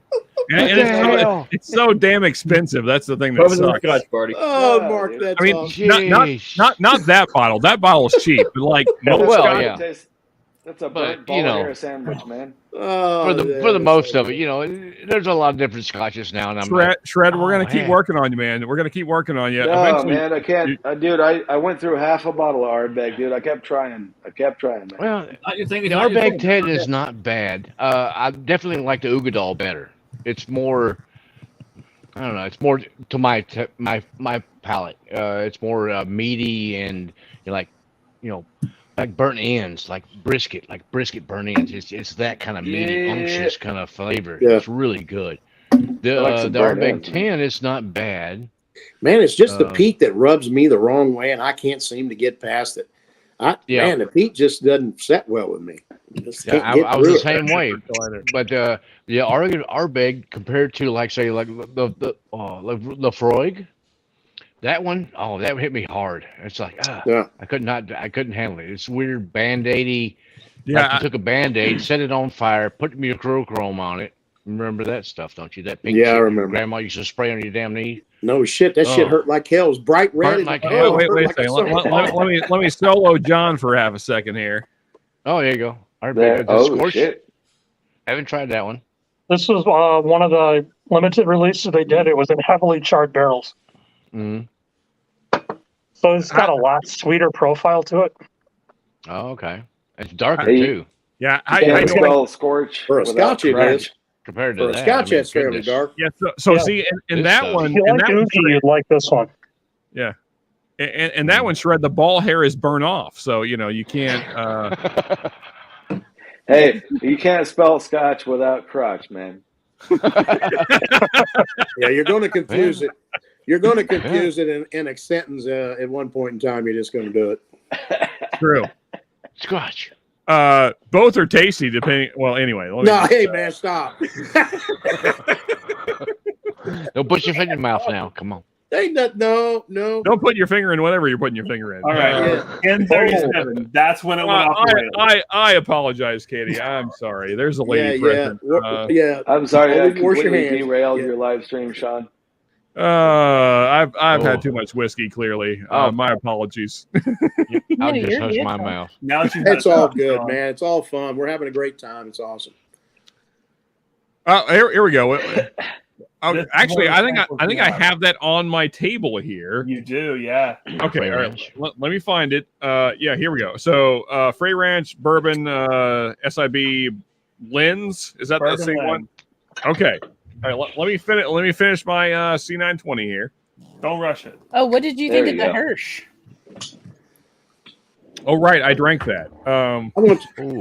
Yeah, look. There you go, Jeff.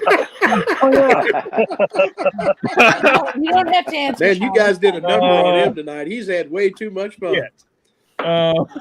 Wait, did I open it? I've had some whiskey. Where the hell is it? Oh right, I drank that. Excuse me. I remember it being good. Oh, I love you, buddy. Oh shit. Okay. Also, just for reference, also the Bull Run Rare Cask, also good. I'm still soloing Ethan and Katie. I gave a thumbs up that no one saw. There we go. There we go. Hey, I might drop it down about 42 proof and get into this single barrel I got here. Yeah, that's probably where I should be going, but instead we're gonna go with a Frey Ranch 129.36 proof. So you know what the fuck ever, I guess. At least it's not delving off into the hazmat area or honestly, at this point, Mark, I don't think it much matters. I mean, the Mattingly's 133 proof, I think. Yeah. We're clearly off the rails at this point. So, hey guys, I got to run over to see Scotty for a little bit. I don't want to leave Scotty hanging. I promised I'd come see him. Okay. And so listen, what a great time tonight, Sean. You have a great channel and you're a great host. And I'll tell you, this is the greatest place to hang out on Friday night. I really enjoy it. So I appreciate it. Thanks for having me, Sean. Well, thank you, Mace. Appreciate you. And I'm really glad. Most importantly, I'm glad to hear that your sister-in-law is doing better, man. That's great news. So me too. Thank you both so much, guys. Have a great night. Cheers, brother. Later on, Later. All right, let me get a little bit because you got the same first name as me. That's it. Yeah. At one point, we almost had all the great Marks in here at the same time. So. Yep. Getting a little hydration in, and then we're going to go to this Frey Ranch here. I got to get some hydration going, man. Calendar. Fading over here. What was that? What was that, Ethan? We should have a Marks of YouTube calendar. Yeah, for sure, man. Yeah, there are a few of them. Yeah, quite a few of us. Hey, as long as I got their pants on, I'm down with that idea, man. Hey, I'm good. So you don't got like shorts on? Off, yeah. So you're saying you don't want like the fireman G-string kind of calendar thing? No, I'm good on that, man. You don't want Bobby involved. No. Yeah. No eggplant showing. I heard Bobby's got a mustache down there, if you know what I'm saying. We don't need any tents being pitched. I'm just curious. Does it curl out? Like, does it curl No, out? Like yeah. Or? No, it goes the other way. It goes down. So wait. Oh Jesus! What are we doing? What am I doing with my life? What are we doing? He's got a Fu Manchu downstairs. What the hell? Yeah, dude, it's like a toy. You know, you look at the front of a Toyota, and it's like that. Yeah, Vlad. You know, so it's really hard for me to choose a best death album. Me and Shredder were actually talking about this not too long ago. I'm Team Human on that one, dude. Just because that was the changing point of everything, man. Yeah, I mean, so like I love Leprosy. I love what is it? Something Thought Patterns. The Individual Thought Patterns. Yeah, that's a great album. Human's Symbolic. great.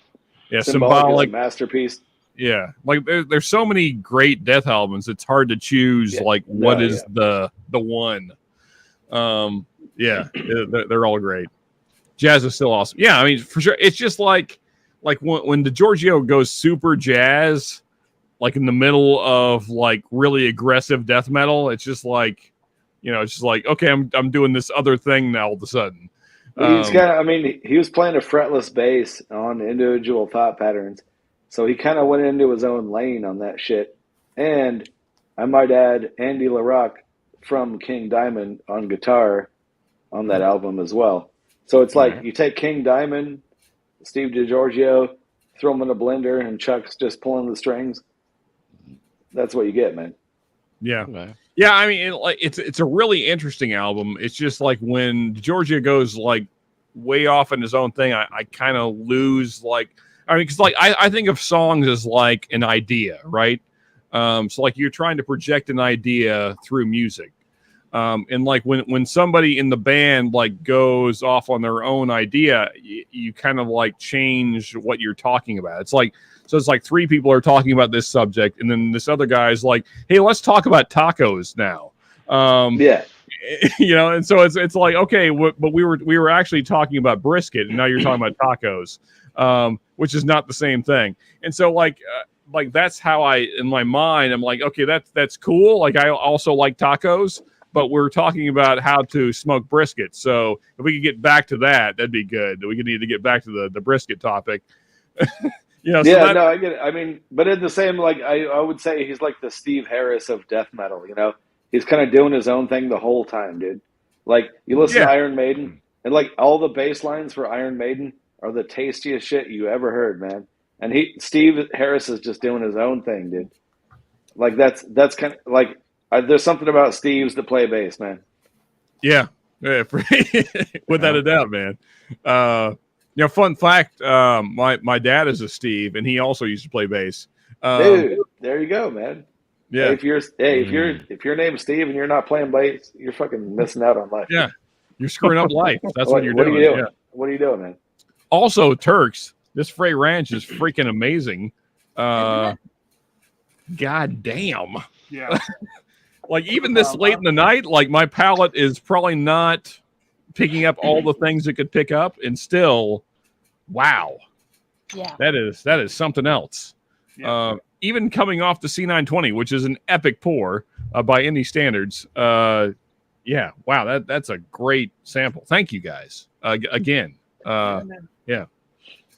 We drank Also the barrel batted, the vatted malt. The vatted malt. That thing was interesting. Wait, do I have that too? You sent us the sample of it. Oh, okay, yeah. Right. I have the whole damn bottle. Right. Yeah, this thing right here. Yeah. Yeah. Yeah. So it came off more like Speyside Scotch than I was expecting. Yeah. Weird. So, like, I was expecting more something like, you know, like the Balcones single malt, like more like an American single malt, which tends to be bolder, less nuanced, I suppose, and a little on the darker side. Because I've also had Stranahan's, which is that's more like a citrus bomb, like that one. At least the two I've had.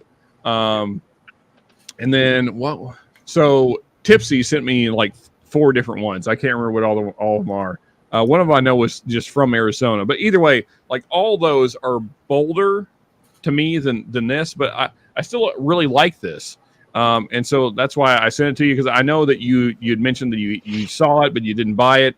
So I thought, well, hey, I have a thing the Turks don't have, so let me send it to them, because that's a rare thing that I get to send you something you don't have. So I thought, yeah. But now I know that you guys don't have the Nancy pick, so that's going to be a whole. So I think what I'm going to do. Great Shot has them. Mace has them.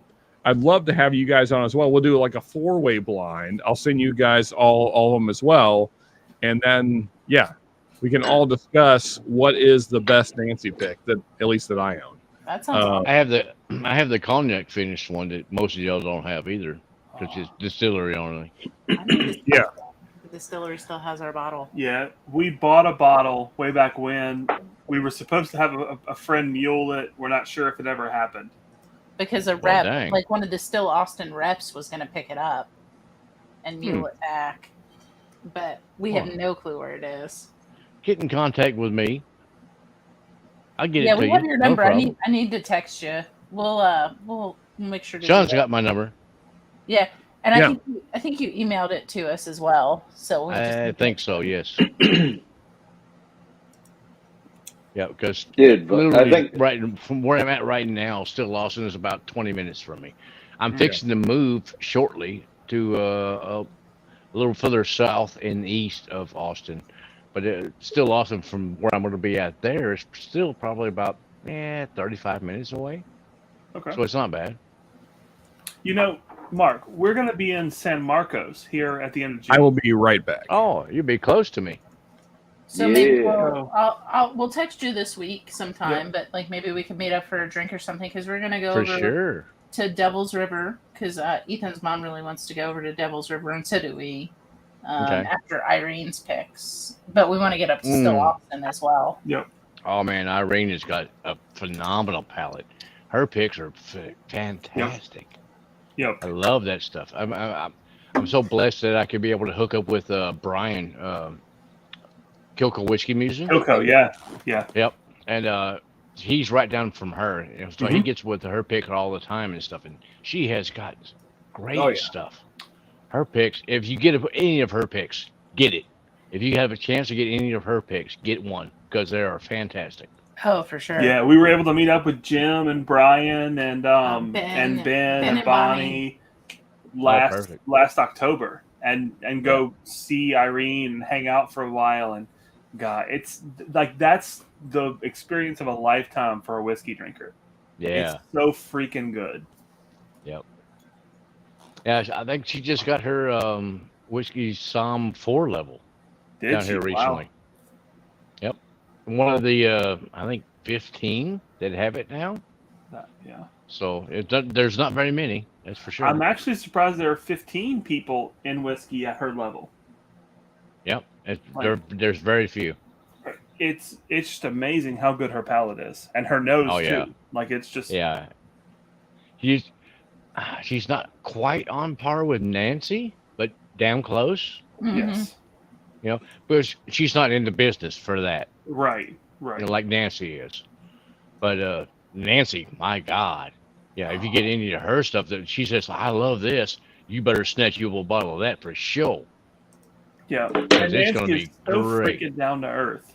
Oh, like, yeah. She's so personable and modded. Like, my God. I agree. Yeah, she's a great person. Would love to meet her in person, actually. Oh, yeah. I missed her by like 5 minutes on the, I think it was either the March or the April pick.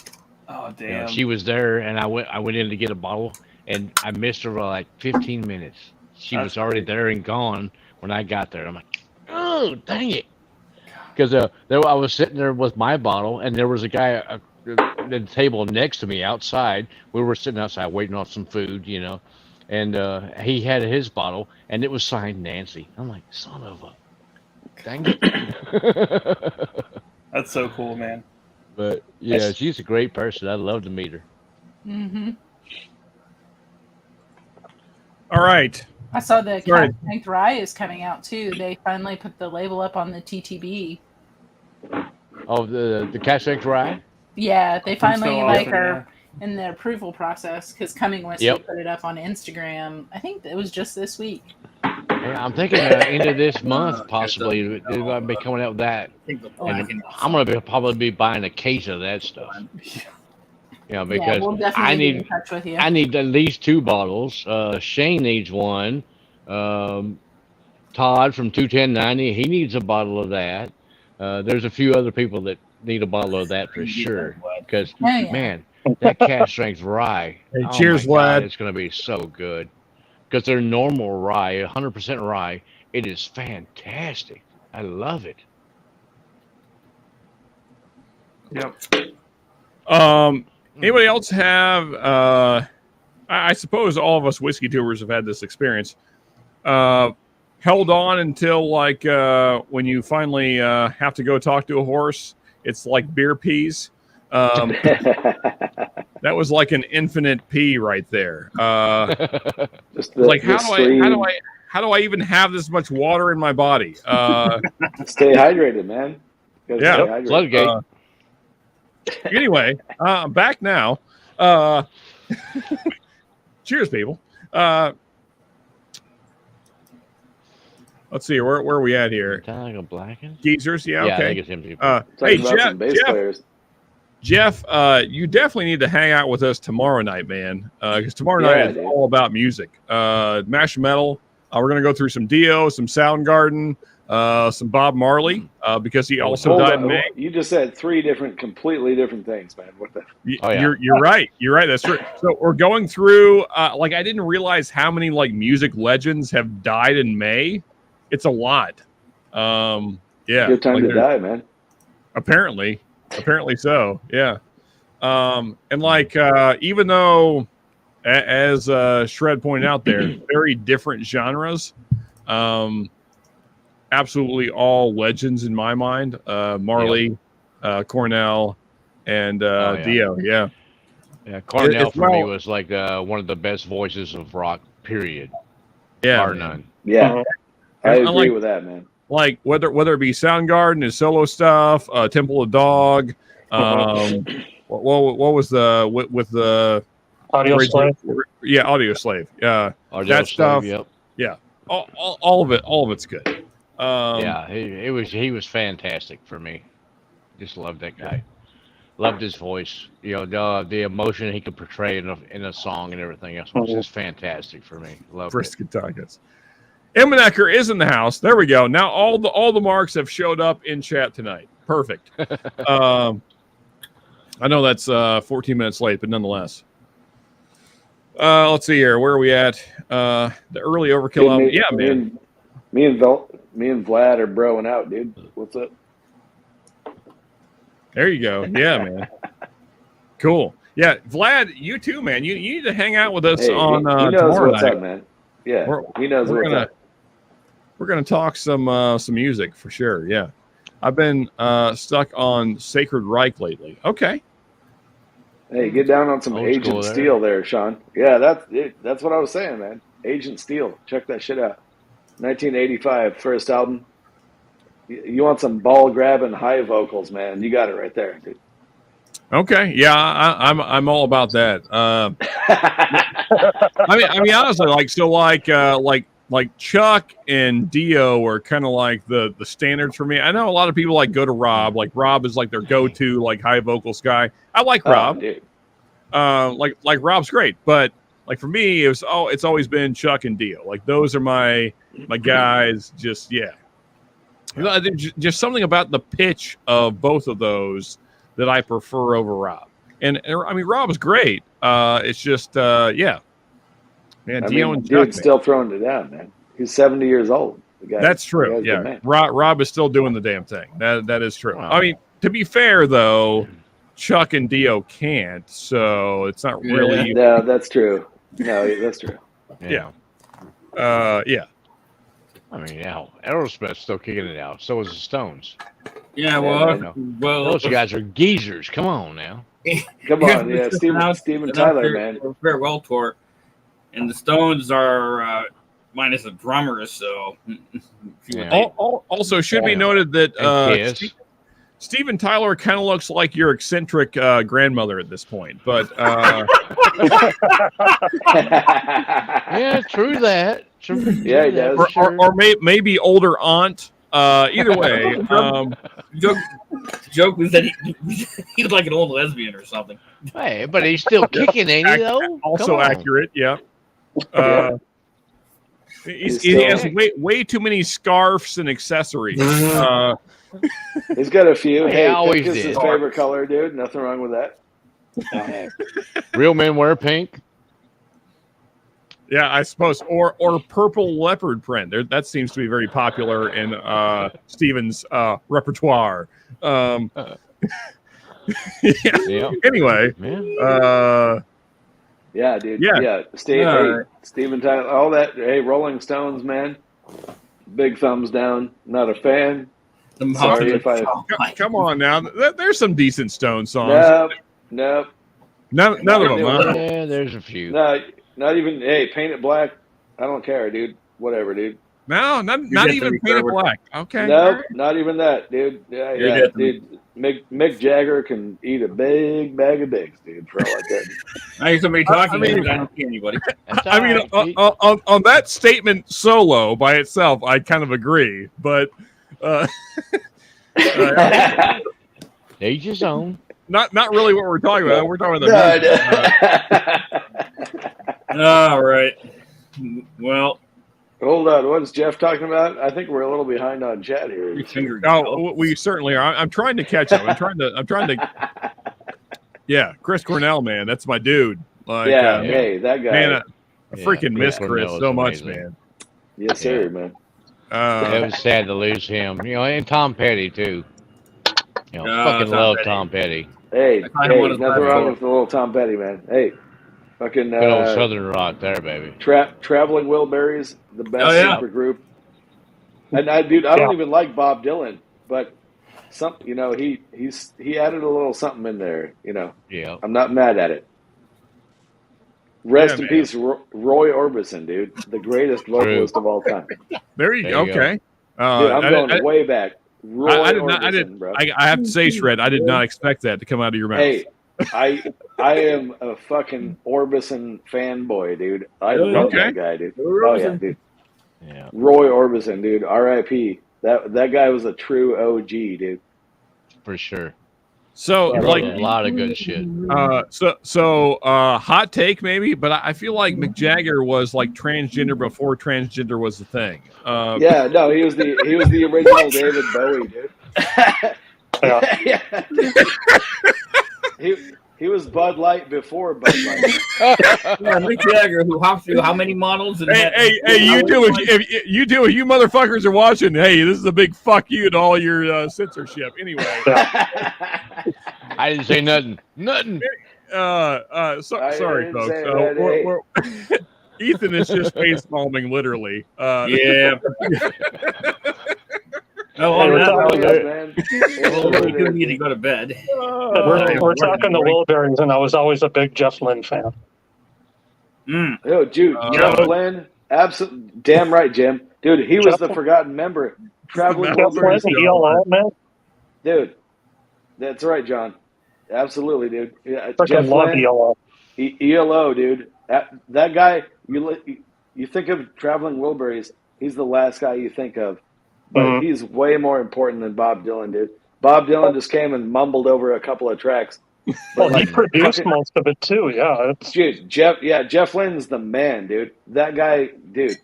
100%, John. Hey, Vlad and Jeff, just gonna just self promote because why not? If you haven't subscribed to Mash Metal, hop on over. Hop on over, man. If there's any mods in the chat, if you feel like dropping the link, that'd be great. All we do is talk music. That's we're kind of doing it now on this stream, even though we're not really supposed to. But yeah, this is basically what we do all night over on Mash Metal. Also, we play music. So so play music and talk about music. That's all we do. Fuck the rules. I'm hydrating. There you go, man. So Turks. We don't care. First off, again, the Frey Ranch pick that you guys sent was stellar. Like damn. Like even this late in the night is blown out as my palate is still amazing. I'd equate it to what Corbin Cash is doing as far as like unique stuff. Like So, I mean, as far as bourbons go, I don't know. I'm trying to think like bourbons I've had that are similar to this. It would be the test, Katie. Yeah, I can't think of anything that's quite like this. It's definitely a unique thing, but like in a really good way. That's a really cool pick. Now though, we're keeping it cask strength ish. Maybe this is cask. Well, it says cask. So, Bull Run Rare Cask 15-year. Oh yeah. That's 15-year MGP. Okay. All right. So I got it. I'm cleaning my glass with a little bit of water. Also, I probably need to hydrate. So there's that. Hey, Doug H is still in the chat. Freaking yes. Oh my God, he's still vertical yet? He finally got home. He's probably in bed. Yeah. I hope he got a ride home. Yeah, that's probably best. Yeah. Given the starting at 3 Central, 4 whatever the case. However the math works. I drank brain candy on Livewire Sunday night, and I time traveled later. So yeah. Oh God. It happens. Yeah, we were all pulling out the highest proof whiskey that we had. That sounds like Livewire. Yeah. Oh, Mark, when did you get that? I didn't know you got one. Oh, heck yeah. Nice. Corbin Cash. Nice. Is that the 6 or the 6 or the 8? Let's see, 6. Okay. I have a sample of the 8. Yeah, you do. Sean. Damn, I dude. got a Is it sample of the Corbin 4, I time? think. Hey. Yeah, 1970. Is getting a Corbin Cash rye pick through Lost Lantern. Yes. Yeah, I think you mentioned it. I'm just making sure you know. I'll repeat myself again and again. That's fine. If there's no bottle limit, Sean, we'll definitely snag one. Shit. Let me know. Let me know when it happens. Oh, Man, I just got. who just the dropped? Looney Tunes? Jim. Oh, Jim. Yeah. I love Jim Looney did, Tunes. Jim did the Irish goodbye. That's okay. Hey, nothing wrong with that. Cheers to you, Jim. Yeah. Yeah. Cheers, Jim. Also, Vlad signing out. Yeah, man. All you music fans, check us out tomorrow night. Mash Metal. There you go. There is the link right there. Good. Tomorrow night we're going to be talking nothing but rock and metal. That's what we do every night on Mash Metal. So yeah. Well, you said you're talking about Bob Marley, though. That's. Yeah, I know. Sure, I knew you were going to give me shit about it. It's okay. No, what? If you're going to be smoking the Chiba, dude, I'll be down with that. He is a legend. Let me show you here, John. Hey, 1792 pick. Store Full pick. proof? From Is that Elixir. Elixir? Okay, yeah. This is from Bourbon Blind Channel. Yeah. Yep. All about the D. Nice, dude. Fair enough. Fair That feels enough. accurate, yeah. They did some pretty good picks while their channel was going.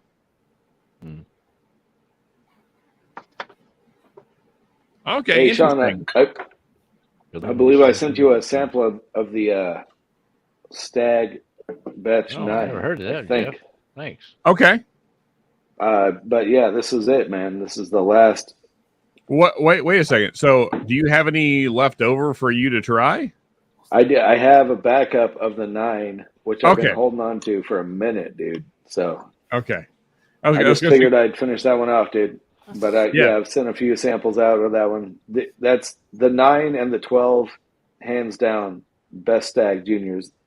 Okay. That is what I've heard. So I've actually had the 12 at a local bar. So here's my thought without doing it blind. Is that Stags tend to go a little more fruity than I want them to. I like the darker, like charred wood notes, like charred wood, baking spices, spicy, bold, kind of punch you in the face kind of notes. Oh yeah. Whereas Stag tends to, at least from the ones I've had. Now, granted, like I said, I've never owned a bottle. I've had 3 different batches at bars. They tend to be on the fruitier side. Now, some of them can be darker fruits, which I prefer, and some of them are a little brighter. So I'm really curious to see how this blind goes because, only having 3 different samples basically at bars is not like a great way to decide whether you like a thing or not. No, for sure. So and I still kills me that I passed on a batch 12 way back when because I thought it was overpriced, which it was. It was $150, but now that would be a steal. Yeah. But I was like, the price will probably come down, which was not true. And so I thought, I'll just wait it out and I'll find one cheaper. Never happened. And so, I should have owned a batch 12, but I don't. So anyway, man, I've never seen one of those around me at all. Man, I've owned 4 batch 12s, dude. I've got 2 backups right now. Finished one off. Traded one off. Ethan is showing a thing here. What do we get? There it is. Oh, Lost. You already have it? Shit. It's not the Bash and Journey. That was the seal bot, or that was the normal Lost Lantern. Oh, okay. Here. This one's a 7-year, and my God, I didn't know that was a thing, man. it is spectacular. They might still have it. It is so fucking good. I mean, Hell so yeah, dude. like so Corbin Cash has given a few out to Lost Lantern, which is great. Because that allows people to try Corbin Cash that are not in California, which is fantastic.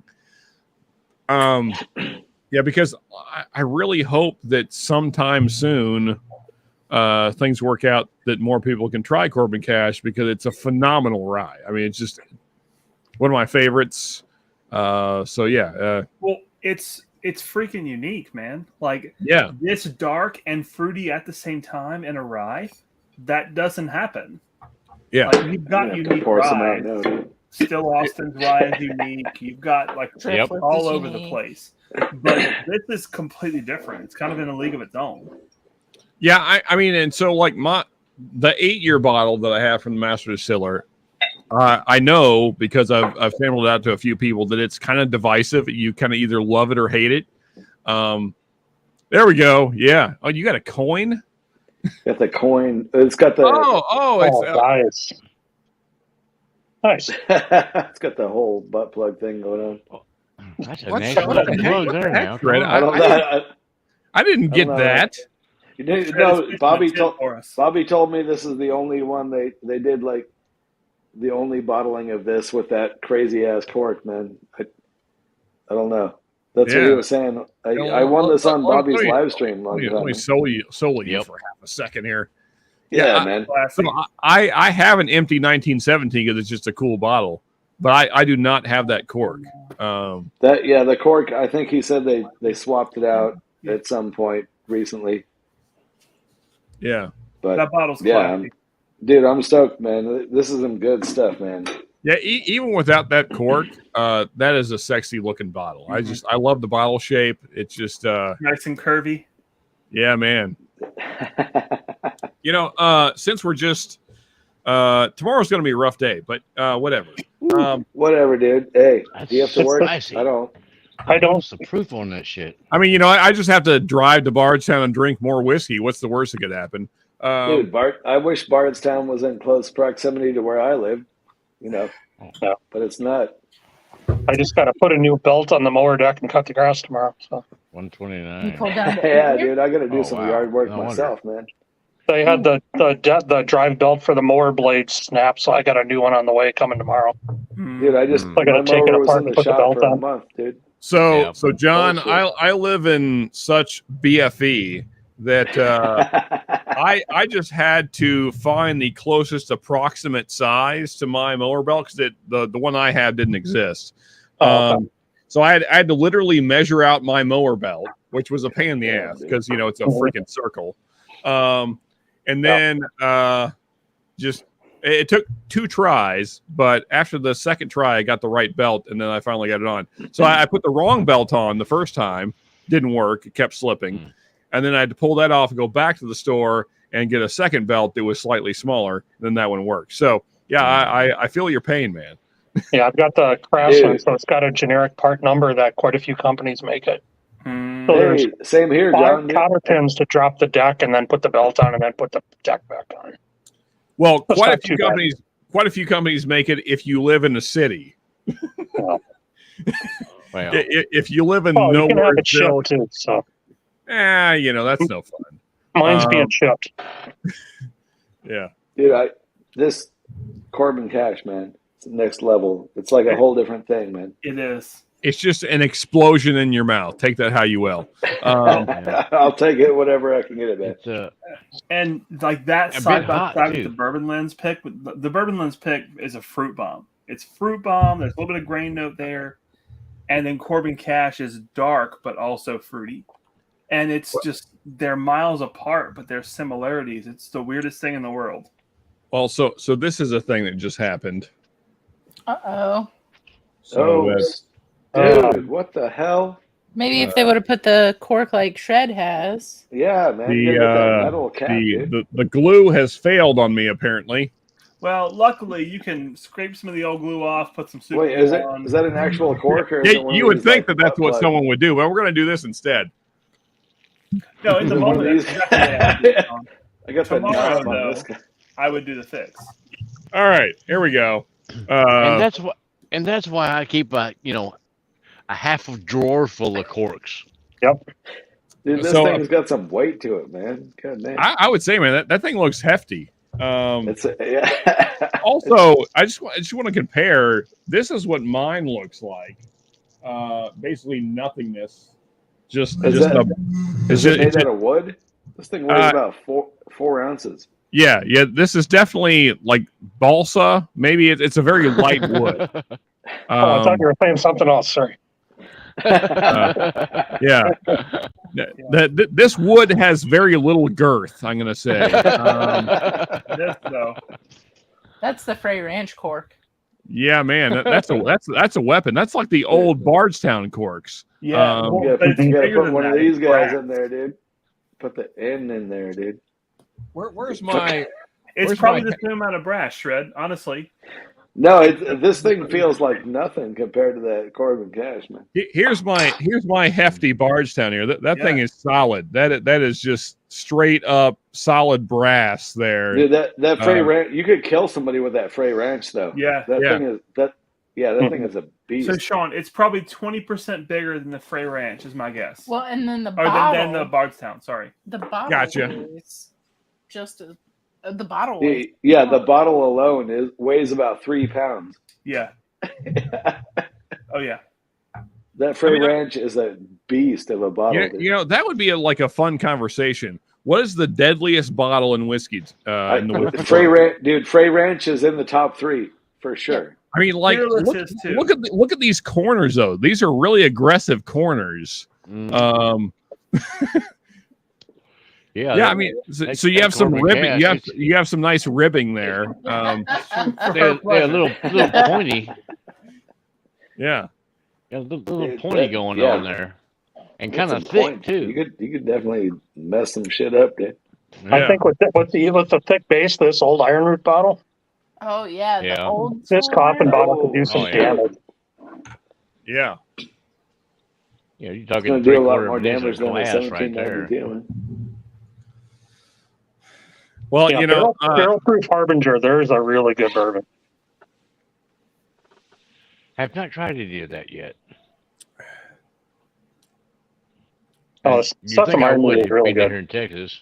So Jeff W., I don't know what we're talking about, but I feel like that's mainly my fault. So I don't know. I think Jeff might be just having a combo with himself over here, dude. He just, maybe we all are at this point. Who knows? I don't, dude. I'm honestly, I have no fucking idea what's going on right Also, though, how awesome is this Corbin Cash? now, dude. This court, yeah. I mean, are you guys Good experiencing this?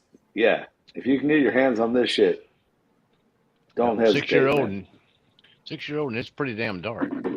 So, like, I'm comparing the Frey Ranch and Corbin Cash, and it's like red fruit and stone fruit, but it's so stone fruit that it's almost like peanut butter sweetness. Like it's hard to even describe. On the Corbin Cash, you mean? Yeah. I can see that. Yeah. Yep. But marshmallow fluff, or like it's crazy. When almond butter. Yeah. When we were talking about the Corbin Cash, because I sent you guys a sample, right? I feel like we went through this together, did. right? That's why we bought this that bottle. okay, yeah. The Merced, the 1970. So when we were talking about it, I think you guys described it as like key lime pie. Is that right? Yes. Yeah. Dude, that's yeah. Holy crap! You're right, man.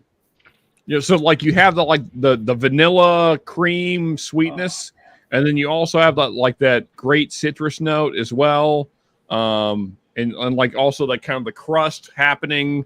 The graham cracker in there, man. Yep. Yeah. It's just this bottle is just, I mean, so like Ben did not like that citrus acidic note. Dude, what I think Ben might have to go back. Yeah, He needs to rehydrate, dude. I think Ben was. I was on the stream when Ben was trying that Corbin Cash, and I think he needs to go back to it, man. I think he's missing out, man. It's not bad. So, like when I gave him this, it was just me and him in a car in a Walmart parking lot. Hold on a minute. Giggity? Yeah. Many things. Nice, John. There you go. Many things were happening. One of the things was whiskey. Yeah. So, and he didn't love it. But with that said, exactly. With that said, like he had been through like a crazy week of whiskey. Like he was down here in Kentucky. He was getting samples from everybody. Like they were in an Airbnb where guys brought just ridiculous whiskey and like they all drank most of the week. You know, I mean, you know how it goes when you do that kind of a thing. Yeah. So he was kind of burnt out. Like his palate was kind of blown. And like, you know, he probably had, well, I don't want to speak for Ben. So, you know, but when you have that kind of week, you know, maybe you're not up for having more whiskey. Let's just put it that way. And so that was kind of the situation. And so like I gave this to him then, and you know, this is 136 proof. So it's not like damn. And so and this was his first sip of the day that day, and he didn't love it. 136 is a bit, man. Yeah. It's a little bit.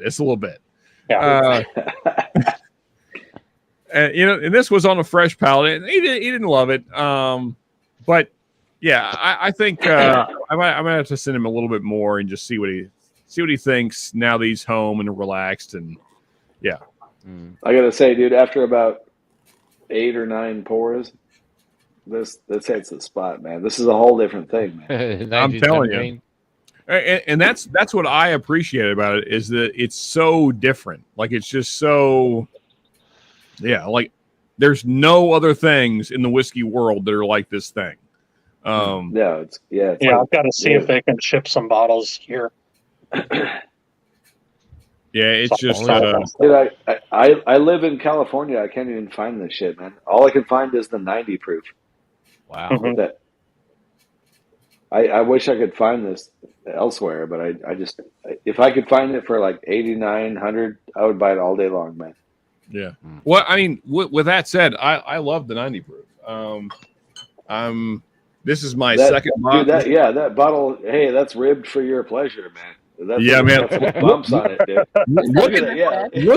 Look at the ridges on this bad boy. I mean, that is going to create some friction right there. I passed that by for about 45. I don't know how it is, Sean. I haven't tried that one, but I see it all the time on the shelf at the store I usually go to. It's about 45, but I just can't do it for 90 proof. I know the 1917, now that I know how good that is, it's hard for me to like spend that kind of money on a 90, you know? So if I'm in a rye mood, that's my opener almost any time I'm in the mood for a rye. Nice. Yeah. So like it's a great first pour.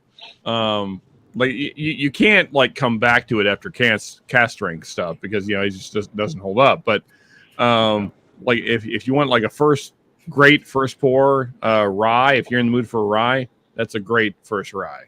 Yeah. The best I can read on this one here, it says it's 64.5 by volume, which is 129 proof. Yeah, that's usually about where the 6 years are. Damn. I mean, it's damn hard to read. Here, let me solo you here. I'm a little slow. It's not coming in very good, is it? It's trying to focus, but yeah. Do it. There you go. What? Do it. Hang on. Sorta. Yeah. Or come on. You can do it. I'm almost there. They wrote it in yellow though. Do it. Yeah, writing it in yellow it doesn't help. Yeah, it's kind of like this orangey yellow. Yeah, it's not gonna do it. But that's all right. So the It's still pretty 1917, decent. the 1917 comes in at 123 proof. Oh, yeah. Is that batched, like they proof it down, or is that? No, so it appears that It says barrel proof. as the age statement goes up, the proof also goes up.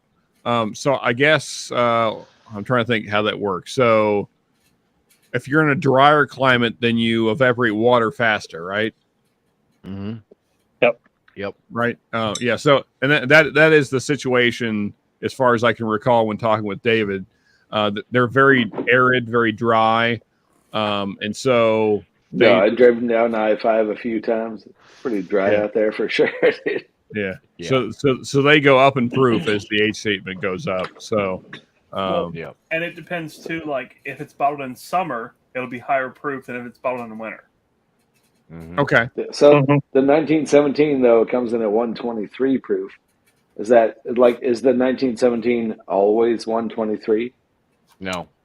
I believe that mine was actually 124 when I got Oh mine. shit! Okay. Yeah.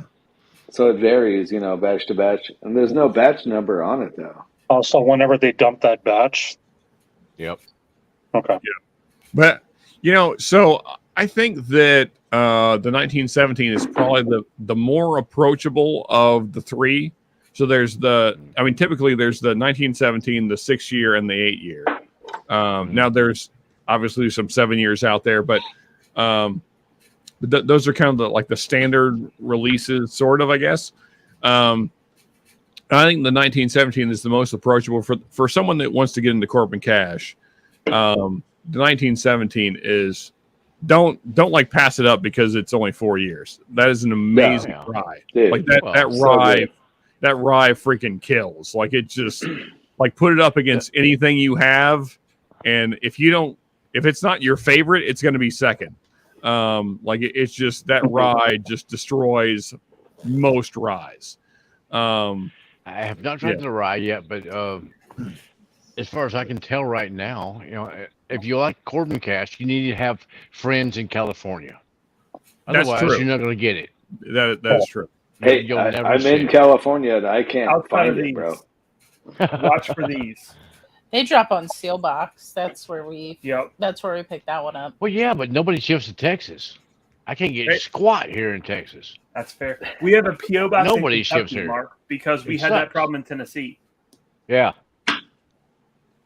Yeah. Well, a little bit different than Tennessee, but not much. So Ethan, do you have to sign for it when you show up at the post office then? Oh, sorry. It's a UPS store box. It's a UPS box. And so they sign for it for us, and then we just pick it up. Okay. Oh, that's good. Nice. All right. Nice. So, shit. Uh-oh. Mark, how long have you been here? What's up, man? What's up, guys? What's happening? Mark, have you been waiting very long?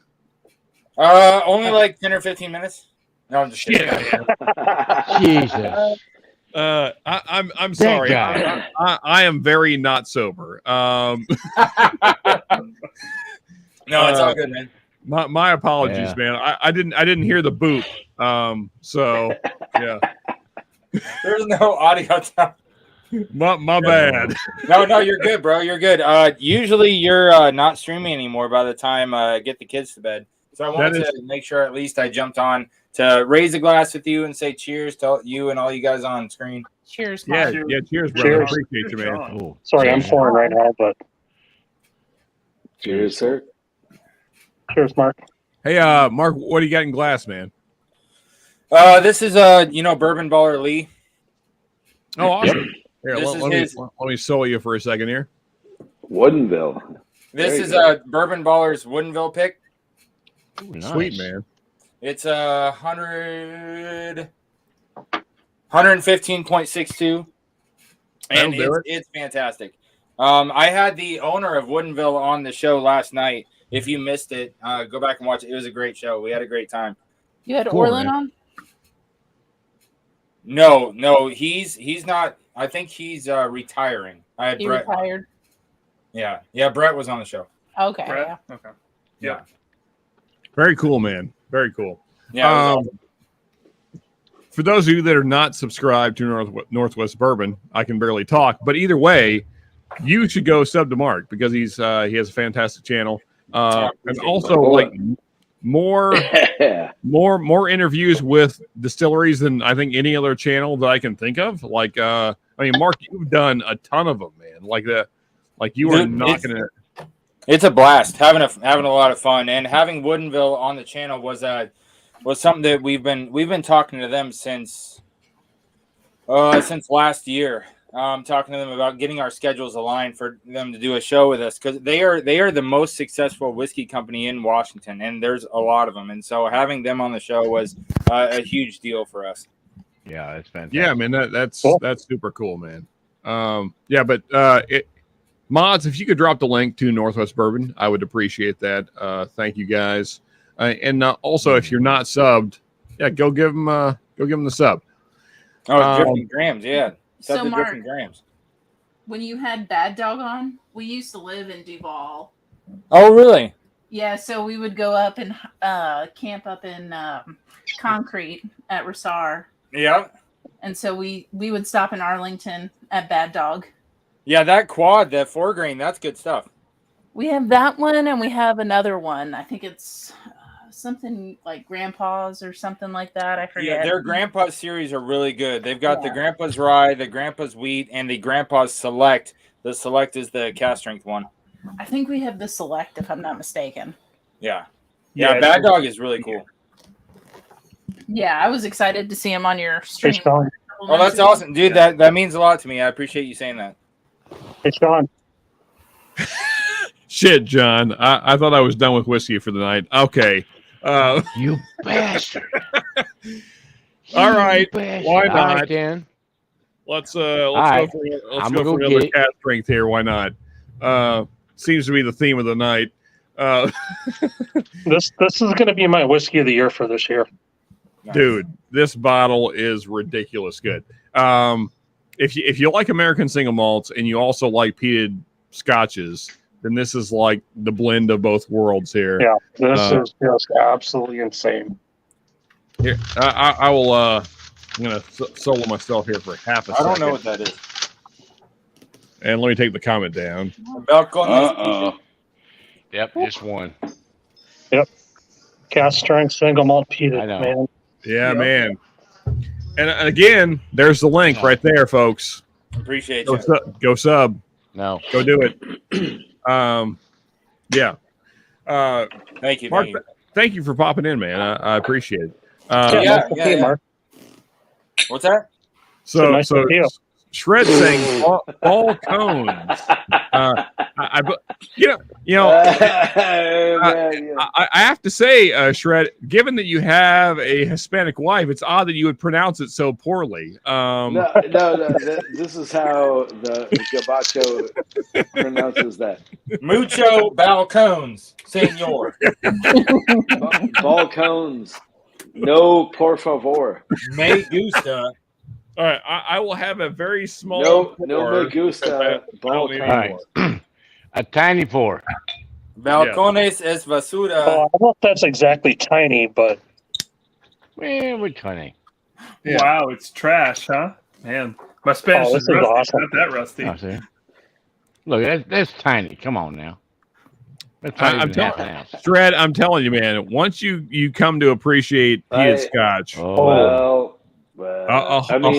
whole world is going to open up for you that you didn't know existed. I'd rather not, but yeah, I mean, I know there's I listen to certain types of metal, and I hear a certain kind of metal, and I'm like, no thanks. That's kind of like Balcones.